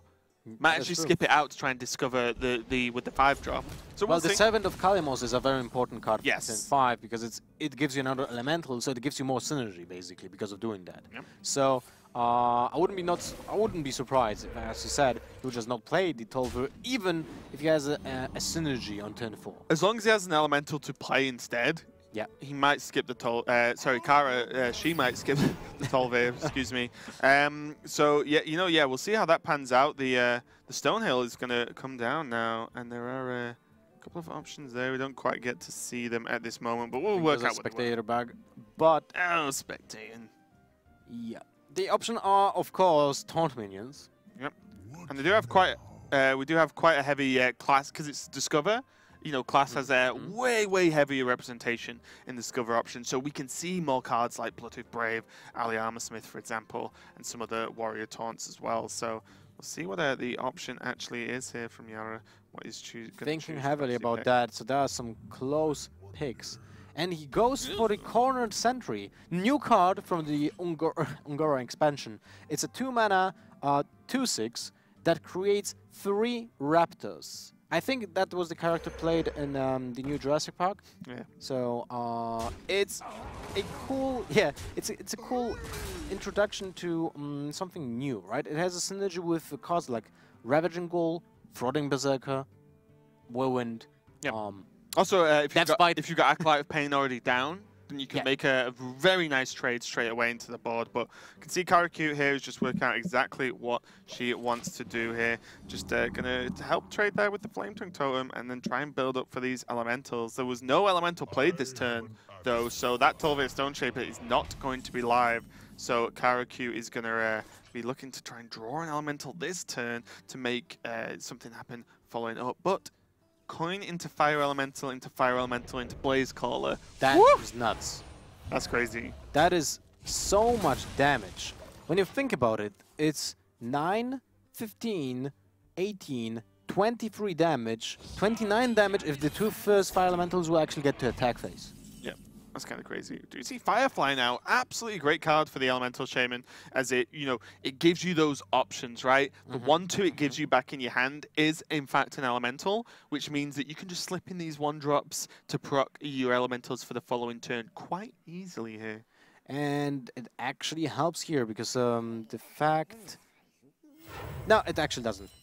It's not important. You will still go for the Fire Elemental here. Yeah, I was wondering if there's ever a point, because the damage doesn't add up correctly, to trade in this turn, whether you Firefly Stone Shaper just to get a 3/5 on the board, and then coin Blaze Call to actually kill it off. That's what I was thinking about. And then after Blaze Call, you just go Fire Rally, Fire Rally. Yeah, exactly. But at the same time, you lose like the natural curve, let's say like that. But at this point, maybe it was worth it. Yeah, it's Elemental decks at a glance. I think most people were like, "Oh, this seems straight, just curve." Straight. Not that easy actually, because you have to plan multiple turns ahead. If you run out, or at least one. yeah. But even the thing is, you might be like, "Oh, I can proc my Elemental this turn." But what if you don't proc it the turn after for a stronger minion? What if you miss Blaze Caller's Battle Cry because you didn't, ration out your Elementals well? Yep. That's huge. That That's is like huge. potentially just game losing at that point. Also, one interesting aspect in the new Shamans is the fact that those Shamans don't run really a lot of cards with Overload anymore. Nope. We lost that trademark Shaman thing, right? So, Shaman, sorry. What is left? There's basically only the weapon left with the Overload, so the Jade... Yeah, right? and then if lists happen to run Lightning Bolt for, Lightning Storm, right? Lightning Bolt, for example, yeah. We are going to see Tark Reaper come down. That is number 4 on the quest for Yara here. So he is 4 out of 7 till he gets that Sulfuris. Look at the crackle effect. I love it. The Kalimos, a new card as well, it actually gives you an insane effect. When you played an Elemental last turn, it gives you 4 different spells. But let's focus on the game right now because it's still 2 turns away. Yeah, there's multiple choices here where you can actually Tolvish, Stone Shaper, and Firefly this turn. With the Divine Shield and the Flame Tongue down, you can get a lot of value from that play and still proc a turn 7 Elemental in the form of the Blaze Caller. Or CaraCute can go for the second Fire Elemental to clear up the board cleanly, and this is just as nice and leaves the Firefly open to use the following turns as well. So you're starting to see the sort of snowball power of the Elemental Shaman, or Elementals in general, actually. It's not like Shaman is the only deck that can play them. We see the Corner Sentry. Corner Sentry with the Raptors. And that goes into a brawl. Another good, as you mentioned earlier, nice synergy. You just made the brawl a lot better chances for yourself. It's also important that the Sentry is actually for just 2 mana. It adds a point on your quest for 2 mana. That's important because usually the Warrior was missing a taunt on turn 2, right? Yeah. You just armor up, so a lot play of times the weapon. You don't dirty round too. Like a lot of the time you don't. So in this case, the Sentry just helps out, curving out, and you can finish the quest as early as turn 8. And that's actually huge. Yeah. So now there's a few options. Suddenly Blaze Caller to face just doesn't feel great, because it does 5 damage. And that's actually a lot of damage to be able to deal with these big taunt minions. So it looks like it's going to be Stone Shaper, and then the Firefly, I imagine, is going to come down this turn, because this will proc Kalimos. Yeah, he needs to play. She needs to play the Firefly. She will still have 1 mana Elemental in her hand because Firefly adds action Elemental to your hand. Yep. So it's still fine. But I want to have Kalimos for the next turn because it's so versatile. The four spells that are being played in the Kalimos is a 3 damage AoE to your opponent's minion. Onyxia effect, which just creates 1/1 elementals to fill out the board. Then we have heal for 12 and deal 6 damage to your opponent's face. Yep, you either deal damage to your opponent's face for 6 or heal yourself for 12. It cannot be used on minions. It can be used on your own face only. But very, very powerful card indeed. We're going to see now what choice. Yara just is lacking choices, actually. Might just have to Drake this turn. But well, it's still a great Drake. It kills 3 minions and destroys the Divine Shield. It doesn't trade with the stone... Sleep with the little fishes there to follow up with. You know, like turn after to try and help clear it off. Well, he can also think about just keeping the board as it is and play Drake turn 10 with the sleep the fishes, right? Yeah, do you have just hero power pass here? I think he might. Yara looks like he agrees. He's going to go for it. Just going to try and let him develop more into the board. There's the 5-drop we were talking about, and I think 7 of Kalimos is an amazing card. I think, you know, Blaze Call is super powerful. Kalimos is the legendary and he's insanely powerful. But I actually think Servant of Kalimos might be the strongest of the lot in terms of its effect. Well, it's pure pressure. It's just a good minion on its own, and it gives you another good minion, most likely. The odds on you discovering Kalimos again is actually pretty high. Or second Servant of Kalimos. It's an elemental on their own. Woo! Dust Devil! Yes! Wait, was it an elemental before? Or they added that in the patch? They added it, elementals weren't a thing in the patch, I believe. True. So they added it as a new try, but Earth Elemental is definitely one. One of my favorite creatures in the game. Earth Elemental? Yeah. Such a huge roadblock. Oh, it's just a beast, isn't it? Yeah, no, it's an elemental. Hey, got him. Okay, so Earth Elemental being picked up for Cara, and you can see, look at the options for CaraCute here. So many powerful cards and ready to try and answer anything that comes out from Yara, but Yara doesn't really have much to do, to be honest. Kalimos? No, he actually hit the... Not the worst. That was a Flame Elemental and Falnos, but at the same time, he would love to hit something bigger than that, the Blaze Color, the Kalimos, the Earth Elemental. Well... That was an option. Yeah, the problem here is as well. There was a chance. You're brawling nothing. Oh, but you have to. You committed right now. Oh yeah, I just mean like it feels terrible because at this moment in time you're pretty much brawling nothing when you know your opponent's still got plenty of juice in the tank. Well, if he doesn't play the brawl, your opponent will just not do anything. He'll just pressure you with his board. He clears the Dirty Rat and just proceeds, and that's about it. No brawl. Interesting. Yeah, I'm okay. I would be okay with passing. This brawl just isn't as valuable as you need it to be, especially since you've already used the brawl. But your opponent will not commit to the board. Like, that's enough to win the game. That's 4, 7, 9, yeah, but the 10, 11 damage. The trades might help Primordial Drake and Sleep with the Fishes clear the board the turn after, if trades happen. Okay. So I think it's just buying time. Yara isn't particularly close to being dead at this point. Yes, there could be a Bloodlust in the deck, but I like this play. Well, you are correct, since he is on 6 out of 7 in his quest. So the Primordial Drake on turn 10 allows you to, turn 11, actually fulfill the quest and get your win condition out. What's important as well is once the quest is done, your quest is a 3-mana weapon. Yeah?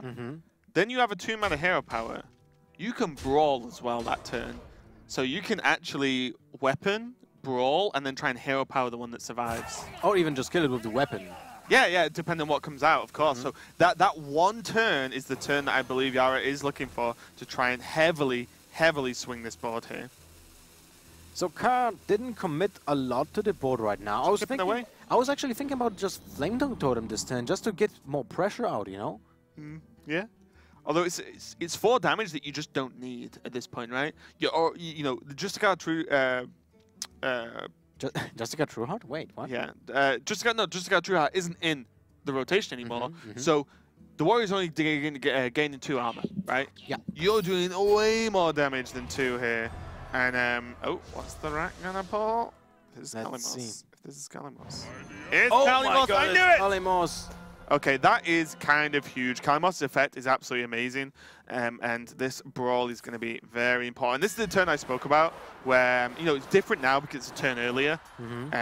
But the brawl into Sulfuras means that there can't be hero power this turn, but that brawl is enough. Sulfuras, I wouldn't be too surprised, comes down, clear up the elemental, and suddenly Yara is in business.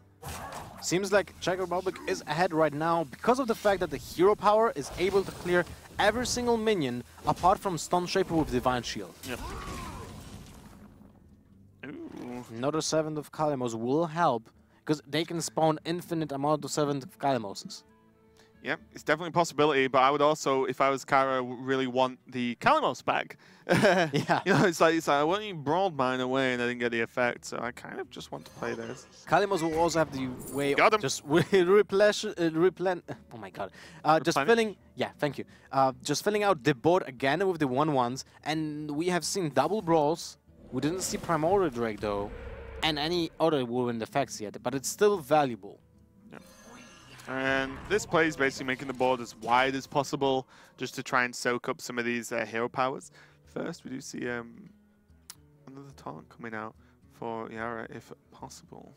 Well, I guess this turn can be actually just the hatchling, just to get some pressure on board, because you still have Sleep with the Fishes with Primordial Drake. Yeah, I think you want to clear the two like low health minions though, right? I think so. Well, the hero power becomes pointless to It's yeah, not killing a that 1/1. pointless. Because right now, if you just play this clears the board and deals 8 to face though. That's true, but at the same time, your Slip with the Fishes looks really bad. Yeah, there's still AoE effects though. Well, he ghouls, right? most likely has ghouls in his deck. Still fine. But Maybe Whirlwind, actually. You don't need Sleep with the Fishes if there's no minions on the board, Luth. That's true. But your opponent will have a chance to replenish the board. But I feel like in this deck, when you have sentries and you have Dirty Rats, you're not playing ghouls, you'd rather play Whirlwinds. The sentry was discovered, remember? Was it? Yes, it was from the Stonehill. Oh, okay, that makes sense. Yeah. Okay, then never mind. Yeah, so the idea now, and you know, this is kind of like the exact way the warrior wants to play here. You just fend off until you proc the quest. Then you do one sweep turn and really flip the board, and then your hero power, along with the rest of your taunt minions, just continue to apply the pressure and keep the opponent's board down. If possible, but now CaraCute's going to be able to, you know, go a little bit wider onto the board with that Firefly. Has another Flame Elemental next turn as well, keeping this elemental chain going. Second Sleep with the Fishes is not what Yara will want here. I believe this will just be the Dion hatchling onto a hero power. I mean, he will attack into the totem 100%. He wants to increase the chances of killing 6/6. the Blaze Caller. By the way, beautiful animation on the golden one. Blaze Caller looks... Oh my god. This looks an absolute monster. Well, actually, 8 damage to the face is not that bad as well. You can just kill them. That is definitely an option. You just kill them.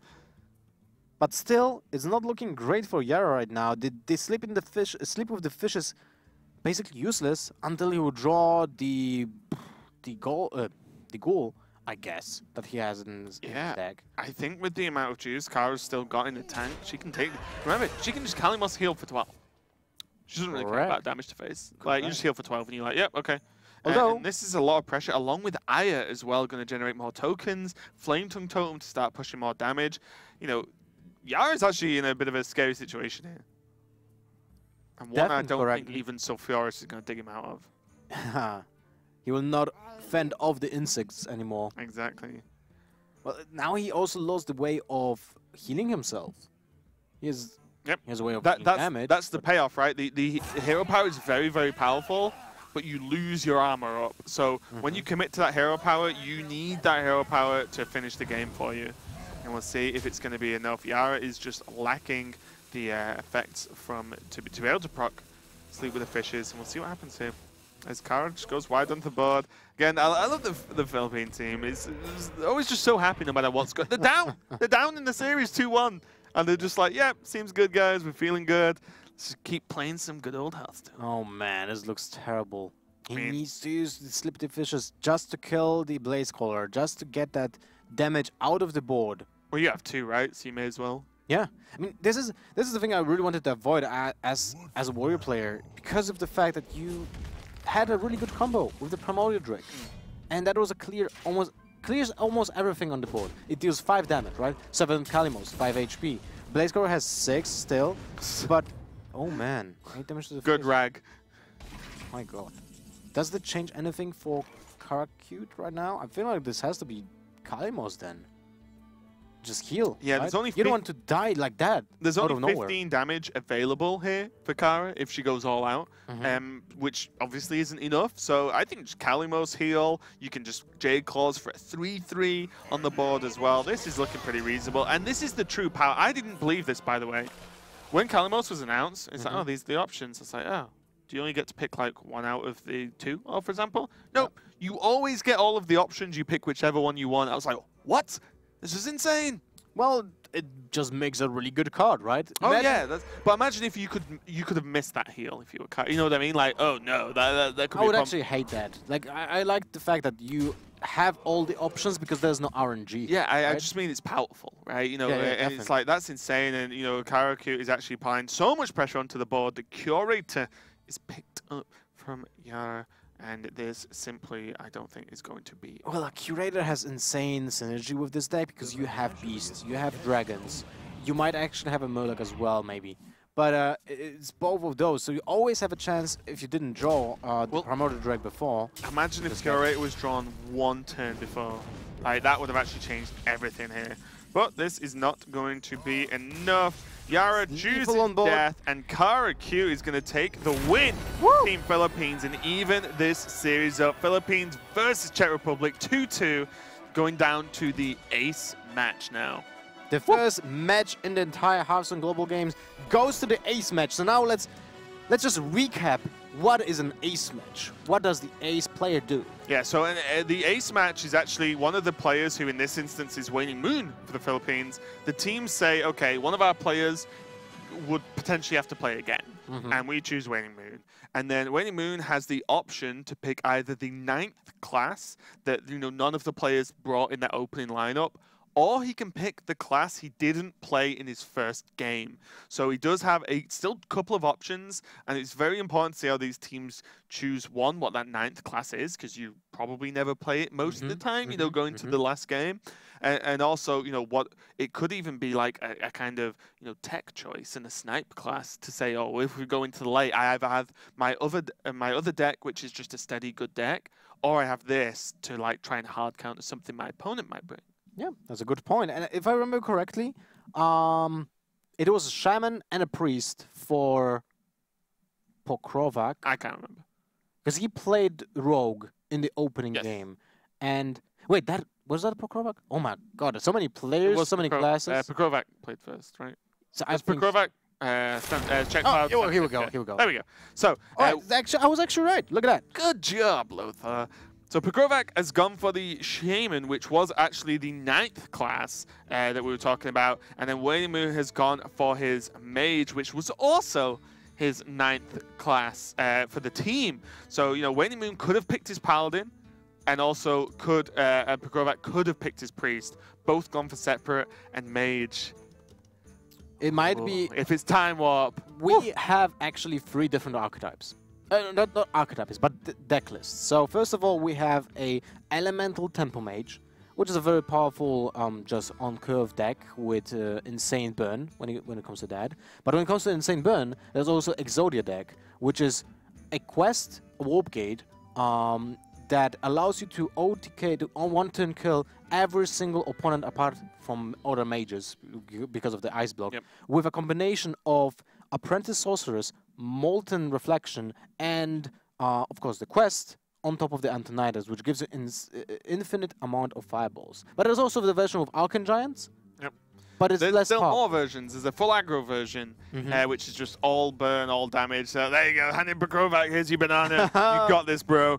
And also as well, there is Freeze Mage that's just played with Antonidas now, actually, as a deck. So there are many, many options. If I know WaningMoon, the fact that he even plays Miracle Rogue as well, I wouldn't be too surprised to see some kind of OTK Time Warp deck, because it's just the style of decks he likes to play, the kind of like combo-y, sort of funky decks. Wouldn't be surprised, but I don't know. But I certainly hope it is, because the Mage quest is insane, as you said. It allows for you to do something that I didn't think possible before. You just take an extra turn. Yes, that wasn't possible in the game before. And historically speaking, in other card games, an effect like that is usually very powerful. Cards that were also low-costed and had that feature were banned in other games, so it usually has a high value. In this case, we actually see it because the spell is for 5 mana. It's not, it's not a low cost. You still sacrifice half of your turn basically to get another turn, but you give you have the access to just make the spell cheaper or you build up the board and attack. Yep. Okay, so my thoughts. Unfortunately, it doesn't look like this is going to be Time Warp. There is no quest in the opening hand. This looks like the aggro list, where there's, as you can see, Cold Light, Oracles, Loot Hoarders, a lot of cycle, a lot of damage, a lot of burn. I believe this will play Medi's Valet, for example, to do just extra damage as well. The Pyroblast is obviously the top of the curve, just a one-off in the deck, I believe, just to do that final, here's extra damage. It's very similar an approach to the first iteration of Tempo Mage we ever had in this game. So with the Pyroblast for 8 mana, which was the finisher back then. Yeah, which was just like, I'm going to throw spells at your face and kill you. Yeah, just Sorcerer's Apprentice, small minions, go face, Fireball, Fireball, Pyroblast.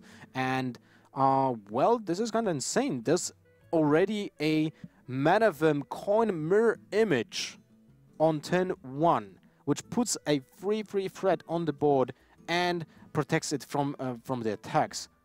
There's not many options for the Shaman to clear that. No one plays Lightning Balls anymore. Yeah, well, I'm wondering as well whether there's the worry you've got as well is it even worth waiting and going Mana Worm, Coin, Apprentice? I don't think so. I don't think so because of the fact that you lose 3 damage in the process. True. And that's a burn deck, right? So yeah. It plays an Ice Block because that's the thing with the Arcanologist. You just want to survive additional turn for that additional burn, because that makes a difference in the game, especially against other non-combo decks. Definitely. Those extra turns for those extra burns. Yes. Yeah, it looks like he's going to go for it. This does put as much pressure as possible onto the board. As you said, not that many answers. Even a Flame Tongue wouldn't do much, as you can only kill off one of the mirror images here. Yeah, the Jade Claw also doesn't help here. So a very tough situation for Czech Republic to actually do anything with that. They need to play the Glacier Shard, so the new minion for 1 mana, with a very powerful effect actually. It brings a freezing potion in it. It just freezes any kind of minion. Yeah, really strong actually. Sorry, also character as well. Yes, it just freezes something. So I wouldn't be too surprised to see the double 1-drops here. The only thing to think about is if double 1-drops come out and then the Tar Creeper comes out on 3, then you are suddenly very dry on elementals and can't proc further elemental effects unless you draw into them in the next turn or so. Yeah. So definitely something to consider. You are against an aggro deck at this point, and this opening will just tell Team Czech that this is an aggro deck. No one else opens like this. You know, Time Warp decks do not open like this at all. So they'll be aware. It's where they want to sacrifice so much to stave off the early aggression and potentially have a struggling mid-game. Looks like they do. Well, they go all out on the elementals. Nice to meet you, Luther. I have to say, when it comes to the flavor texts and the audio of the cards, usually Blizzard is on spot with those. Just wait till we see Lyra. Lyra is got the best audio in the game. But she has the deepest voice of a female I ever heard. It's also pretty epic, so I don't care. Actually don't care. So Archaeologist seems like a reasonable choice here. Nothing too much to be able to do with Apprentice at this moment in time, and Loot Hoarder. Yeah, if you want to draw, but you've got Arcane Intellect next turn. I like pinging as well. When you ping the Glacier Shard, it allows your Manavim to actually attack next turn. On turn 3, you can play, well, any of your drops. You can ping next turn though, right? But if you ping next turn, then your Worm might just die. How? Well, Flame Totem. Oh, yeah, sure. Ooh, Hot Spring Guardian. So an element that we've not discussed much. Oh, you're right. Actually, my top 5 card. Oh, really? Yeah, I think it's very powerful. It's like a card that doesn't really. It's not really flashy. Yeah, but it does a great job. Yes, it's great at what it does. It's a 3 mana 2/4 minions, already good stats on it, with taunt, and it allows you to heal for 4, and it actually can target minions as well. Yeah, and it's an elemental, which is important because it continues the elemental chain. We see the double ice block now being available for WaningMoon to be able to buy those extra turns for extra damage, as we said earlier on. This is kind of funky though. We see the power of the tar minions. Like, oh, 1/5, not too bad. Yeah. But when you want to trade into it, suddenly it's a 3/5 and it actually kills both of your minions for like a full trade. So this is kind of a sticking point here for WaningMoon and Team Philippines. It doesn't. Suddenly, it doesn't look great. Like, you don't want to lose that that mana event right now, but you can't play 2 spells to just trade single-handedly into the Talk Reaper, unless there are some 0 mana spells in that deck. Freezing Potion would be an option. I don't think there's a Freezing Potion in here. Probably not. Yeah, this is really, really tough, because one of the problems with this style of deck is once you lose the board, it's normally very difficult to get back onto it as the mage here, so it's going to be a tough one. It's going to be a ping. So I actually like this. He's not going to trade. Yeah, he's not going to trade at all. I think that's the best out of the possibilities on board, since if your opponent would like to kill that mana Vim without anything in his hand, he would have to sacrifice all 3 attacks. He will kill 2 minions, get a lot of damage on the Talk Reaper as well, and that will allow the archaeologist to trade up with the Talk Reaper next turn. Healing Totem? No. Interesting turn there. This is like the mana efficient turn as well, but there was an option to triple trade into the Mana Worm and then actually just hot spring the Talk Reaper back up. And then you have 2 big taunt guys that are going to be a huge problem to trade into. But I like this because the Jade now, the Jade Cloak puts an overload on turn 5 when you don't have a 5-drop, because you don't have a 7 of Kalimos yet. So and you didn't play an Elemental anyway, right? Yeah, and you don't want to have overload on turn 6 when you can draw Fire Elemental. You don't want to have overload on turn 7 when you Blaze Caller, right? Turn 8 is Kalimos. So definitely putting the overload right now seems like the best option.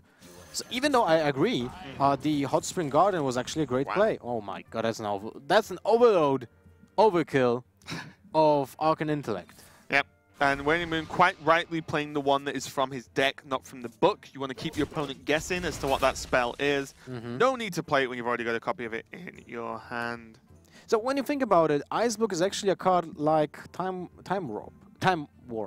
Yeah, it gives you additional turn. Yeah, it gives an additional turn for you, but you don't gain a turn of attacks. Yeah, that's about it. It gives you an additional turn of spells, so you can deal damage with that.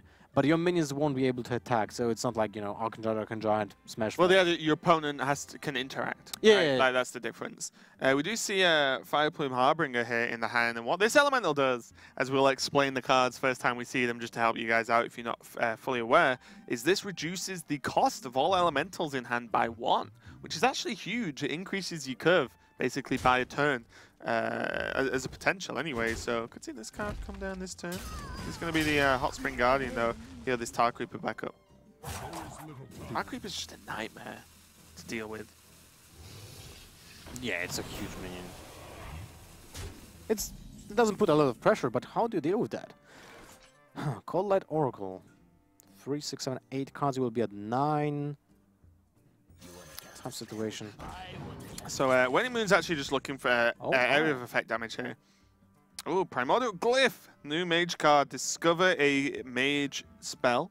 Yes. And reduce its cost by 2. So it's very powerful indeed. It's very similar effect to like Farsight for Shaman, but it gives you a conscious choice. A more conscious choice. Yeah. Let's say it like that. And what's the far left? Okay, Greater Meteor Time, Lothar. 1, because it's a sweet card. 2, because I actually think it's the best choice.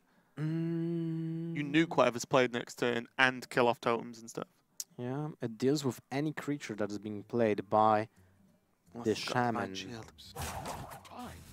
Well, it doesn't look bad. Yeah, I think it needs to happen, to be honest. Well, it can also use Falnos alongside it, so it deals 4 damage to the creatures on the adjacent pieces of the board. Yeah, Meteor, super cool card. There's Blaze Caller for next turn as well. So it seems like... Wait, so... You have 6 mana. You can hit Hero Power to maybe get the Healing Totem. You have to play the Harbinger, right? I think so. Because you need the Elemental prop for next turn. Yes, you want to play Blaze Caller on turn 7. Even though it will be for 6 mana. It doesn't really matter. But you need the Elemental synergy, so Well, you might play Kalimos next turn. Oh, you're right. Yeah. But do you want to play Kalimos right now? You know what kind of deck are you facing. So the effect is very versatile, right? You might actually see the second time heal instead of anything else. I think depending on what happens here for WaningMoon, if it develops onto the board, the AoE is very strong. And also, it's a 7/7 that can deal 6 to face straight away. Yeah. It might just kill him. You know what I mean? Like, the WaningMoon is the reason we've seen the books and the glyph come out as well. You know, the glyph came from the book, but to try and help out is WaningMoon's deck does not have a way to deal with losing the board, right? The idea is when you lose the board, you've killed them. You know, like you've got some burst. He does not have that at the moment. So, you know, I actually wouldn't mind just piling on the pressure. There's Pyroblast. Man, that would have been 2 Pyroblasts in the hand. But with 2 ice Only blocks. like 4 turns that you can play it, though. Well, you have 2 ice blocks. There's no way to stop this damage, though. Huh. So, at some point, WaningMoon needs to develop the ice block. I would say that this will be the turn when you play at least 2 spells and the Sorcerer's Apprentice the same turn. So, if you play that this turn, you can go Sorcerer's Apprentice, Ice Block, Arcane Intellect. You definitely don't want to play Cold Light because, 1, you don't need the cards that much, and you don't want to give your opponent more information and more resources. There's the Medivh Valet, which deals 3 damage if you have a secret out, and most likely your secret will be still on the board since it's not a ice barrier. That would just be popped. Okay, now you can just Blaze Call the 3/2, right? Well, do you want to Blaze Call the 3/2? You can just trade 2 1/1s. They're not really that important. Yeah, I'm just thinking of Flame Tongue potential. Like, nice to just trade If off. he even plays it, we don't know it. Yeah, exactly, yeah. I mean, there's so much synergy with the... With everything. With everything in your deck. Just the hero power. Like, hero never power, mind anything else. Firefly has a great synergy. The Harbinger is actually a really not that powerful minion if you don't have any synergy on the board as well with it. So I'm 100% sure, actually, now that when we talk about it, that there will be a Flame Tongue in the deck. So you might be right. The Blaze Caller might just kill the Sorcerer's Apprentice, just deal more damage to the face. Although, if you want to pop the Ice Block next turn, we need to counter damage. It's 2, 3, 5 damage, 10 damage to the face, but you can't leave it, so that's 8 damage. You put it on your opponent on 15. Then you have 9, 7, 5, and you're still able to pop it with the thing here is, you did 5 damage to Sorcerer's Apprentice, right? You've only lost 1 damage because the 2 1-attack minions can attack. Yeah. If those 2 minions attack next turn, you're up. Right? That cannot happen if you trade. The damage is just the damage, right? So this gives you the chance of gaining more damage over the course of 2 turns. So yeah, I think this is fine. The Blaze Call is just a pain to deal with, being 6 health as well. And we can see now. So now we need to work out how many turns WaningMoon has here, because he has 6 damage he can do this turn. 7 if he wants to play Thanos. He might just be able to burn him out if he's feeling confident about his follow-up draws. Well, he has 2 additional turns. That's true, and the only way his opponent can stop him is by healing, and he used 1 Hot Spring Guardian already. He didn't see the Kalamos, of course, yet. Yep. But at the same time, the chance of drawing Kalamos, well, it's a legendary, so why not, right? Meteor. Special effects, that was sick. Sorry. Yeah, of course. But the problem is as well, is this kind of deck, can you try and play around Kalamos? Like, no, not really. Probably not. You can't. It's an aggro deck. You kind of have to go for it and cross your fingers sometimes. Yeah, it looks like he's going for it. Valet to the face. Sets it up on 22, still far away. I think the Arcanologist doesn't really actually do anything right now with 2 Ice Blocks already in hand. I don't believe so. There's like maybe a slim chance Mana Bind is in there because you just gain a free spell, but very slim, I would say. Well, it's not really free when you have to pay 3. No, but I mean, like, it can be like comboed in the following turns, like, freely. But yeah, like I said, it's a kind of a fringe situation, I guess. And another Hot Spring Guardian to help out with the burn from the mage side. The Hot Spring Guardian, Do you? I mean, you're on 22 and you've got an effective 12 heal whenever you want. Well, not whenever you want. But do you want to, like, risk it? You're ahead, right? Do you even want to play Hot Spring Guardian this turn? Maybe not. It's tough. Because now pokrovac is running low on elementals. It means that you've got to really think about if you want to play the elemental next turn or not. Because if he's going to presume he needs Kalamos, then he needs to play the Hot Spring this turn, right? But he doesn't want to play Kalamos next turn. But he might do. He might use it to put the block, right? Might. You know what I mean? So it's very difficult. Like, the elementals are nowhere near as straightforward as they seem. Flame guys are This is when you see how aggressive this deck is. A Flame Guy's the face. 25 HP. Just gonna go face. Just gonna go for it. Hope for the best. So that sets up on 17. He has 10 burn. And there's still, I imagine, fireballs in the deck as Fireballs well. have to be in the deck. Another Frostbolt. Probably another Geyser. Another Geyser, yeah, as well. There's a lot of burn left. Volcano. Oh, wow. Probably not going to see that card.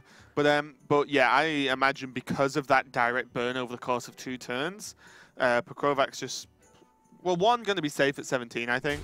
But also either this turn or next turn. Probably this turn because he doesn't have an elemental to proc next turn. Means he has to play Kalimos heal. He has to. Yep. He can't proc the elemental next turn. That's correct. So he's got to commit to it this turn. But it's okay. You fall for the... Okay, he's doing it. He's Wow. Okay, I was like, I'm pretty sure you've got to play this pokrovac. He's able to get the full value out of the heal anyway. He's setting up at 29. The Ice Block will get popped next turn if Philippines doesn't do anything about the board. 2 Fireballs, that's 12, that's 22 with the Pyroblast. But you have only basically 3 turns. Yep, WaningMoon basically drew this deck the wrong way around. He drew, well, one, he drew too much card draw, which was a bit of a problem, but also like double Ice Block, like on turn 3, I think it was. Yeah. So, and now here come the Fireballs. We only recently saw Frostbolt, only recently saw a Flame Geyser as well. So all the burn that you want to pressure your opponent with, and just a lack of minions other than that opening. Like all the stuff you want to do with pressuring your opponent didn't appear till now, and I'm pretty sure this is just going to bust them out of the game. To be honest, I feel that WaningMoon had actually a great opener, but the Glacier Shard made a difference. Yeah, buying that 1 turn is huge. That was actually like at least 3 to 6 damage. Yep. By a single 1-mana minion. Yeah, because if WaningMoon had like Frostbolt, for example, or whatever, you can actually stack that up really quick. See, there's a Frostbolt. So much extra damage available, but this is just more and more, it still might be enough, right? It's 9 damage. You would need to play Fireball, Frostbolt, Ice Block next turn. So that's 9. Your opponent goes to 13. Then you Pyroblast. That's still 3 off. Yeah, he's not going to make it, is he? Well, he can get another glyph from a second Babbling Book into another Ice Block. Yeah. Yeah. Oh, this potential. Oh, no, he's played both books, right? I think he played 1. I thought he played 2. No, because he got the Arcane Intellect, right? The second Intellect. Oh, yeah, right. Yeah, so he's played both books. He might just run Glyph in the deck, which would be sweet. But we'll see. The deck is, I think, is fairly streamlined in terms of direct damage, though, and just not gone the right way. We can see, is that?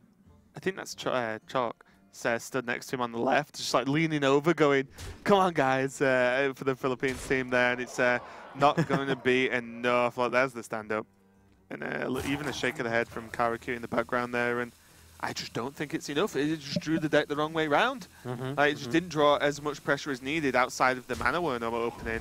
Well, and maybe there's something we're missing, right? And there's still an out in the deck, but it doesn't seem... It looks very difficult. Optimistic for WaningMoon and the Philippines. pokrovac and Team Czech running double Volcano in this list. That is not something I've seen. Alright. He just wanted to make space for the charge minion. Just in case. It took me a second to realize. I was like, did WaningMoon just Volcano pokrovac? Like, what just happened? It's like, no, pokrovac volcanoed himself because he wants to be able to play Alakir, worst case scenario. So he plays around Frost Nova. What's the overload on Volcano, though? He can't play 2 anyway. Is it only 2? It's only 2. Oh, sick. Okay, so he has opened up perfectly the Alakir to proc the block if there is some kind of freeze effect. Well, the only freeze effect which would matter would be Frost Nova, because otherwise some minions die and they make space for Alakir. Yeah.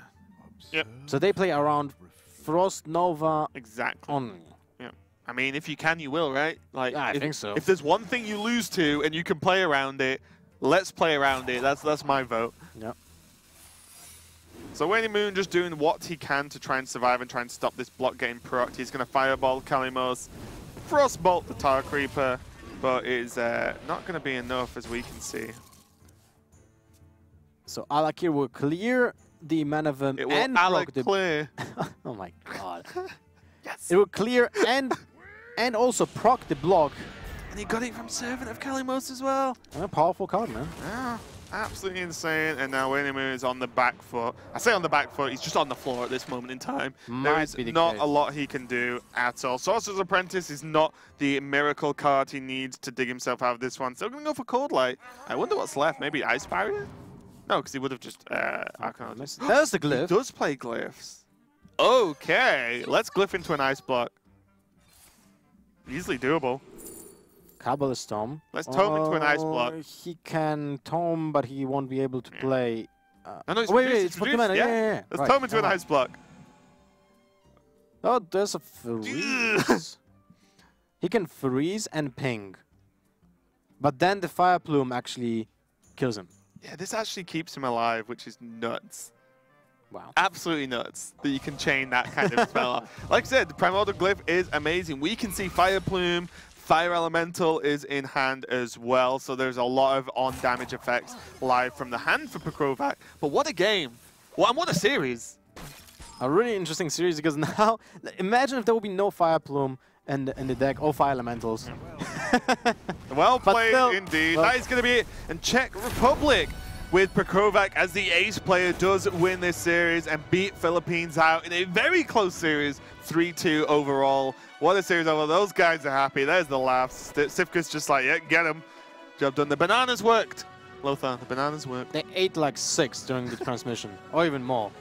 Or each one ate 6. But anyway, first match of Hearthstone Global Games. Czech Republic is the winner, and that is actually that was an amazing match. Still, I think the Warlock match against Rogue was the most nuts. Yeah. First of all, because the decks are unique with the very different playstyles, both of them. The Flower Miracle Rogue has a flavor of it on its own. The new version of, like, how do you call that Warlock? Warlock. No, probably Control Warlock. Random right? Warlock. You'd say Control, I guess. But yeah, the Control Warlock was absolutely nuts. And something I've enjoyed is just seeing how these players are building the decks. They're all so different with many different styles. You look at the Elemental Shamans from both teams, right? Very different. Yep. We saw a lot of, like the Fire Plumes, for example, from Teams Czech Republic versus Philippines, much more standard list. But you can see there, pokrovac, as the ace player did manage to win it out in the end. Very close series, very cool. And now after this first series as well, we hope you've grasped the format a little bit more. It's effectively a best of 5 where each player becomes a class or a deck. You know what I mean? Like, that's effectively how it works in a roundabout way. But definitely a lot of cool games going on. Philippines looked in relatively high spirits anyway. This is only match 1 for them. They have more matches throughout their group later on in the next few weeks we've got coming up. So plenty of time to climb back. Yeah, basically every single team plays a round robin in the group, so they have still 4 more matches ahead. Yep. So there are plenty more matches coming up. We've got plenty more matches coming up for today, so don't go anywhere. We're going to continue with Hearthstone Global Games. We're going to check out the standings actually first. Never mind, we're going to check out the group standings. I thought we were going to a break, but we're not. Let's have a look at the group standings. Ignore me. We can see how the group shapes Easy to up. do. Yeah, we can see how the group shapes up. Obviously, this is the opening match, so there is going to be 1 result there in the group as Czech Republic and are going to be 1 up. Well, Philippines will have a result as well, but on the other side of the table. 1 total result. Yeah. But what this is going to mean is after the first set of matches, there's going to be a top half of every group and a bottom half of every group with a 1-0 victory, and really going to set the course potentially for the for the rest of the matches, really. Yeah, that's correct. In this case, like the first matches, getting a win is important, but at the same time, it doesn't really put any like distinction between the teams. We still have to see at least 3 more matches from the teams, well, I mean, in general, to get something going. But as you can see, Czech Republic with the 1st place, Philippines with the 6th. Still a long road ahead of this group. And yeah, that's about it. Yeah, but what's important to note as well, we can see game record on there, and that will be used for potential tiebreakers in the future as we come to the end of Phase 1. So the fact that Philippines took Czech Republic to all of the potential games means that they've got 2-game score, at least against their name so far. So, that's definitely important. It's way better to lose 2-3 than to be swept 3-0. It does impact it. It's not just a win or a loss. There is a game score. But now, We're going to be back soon with more Hearthstone global games, so don't go anywhere, guys. We'll be right back.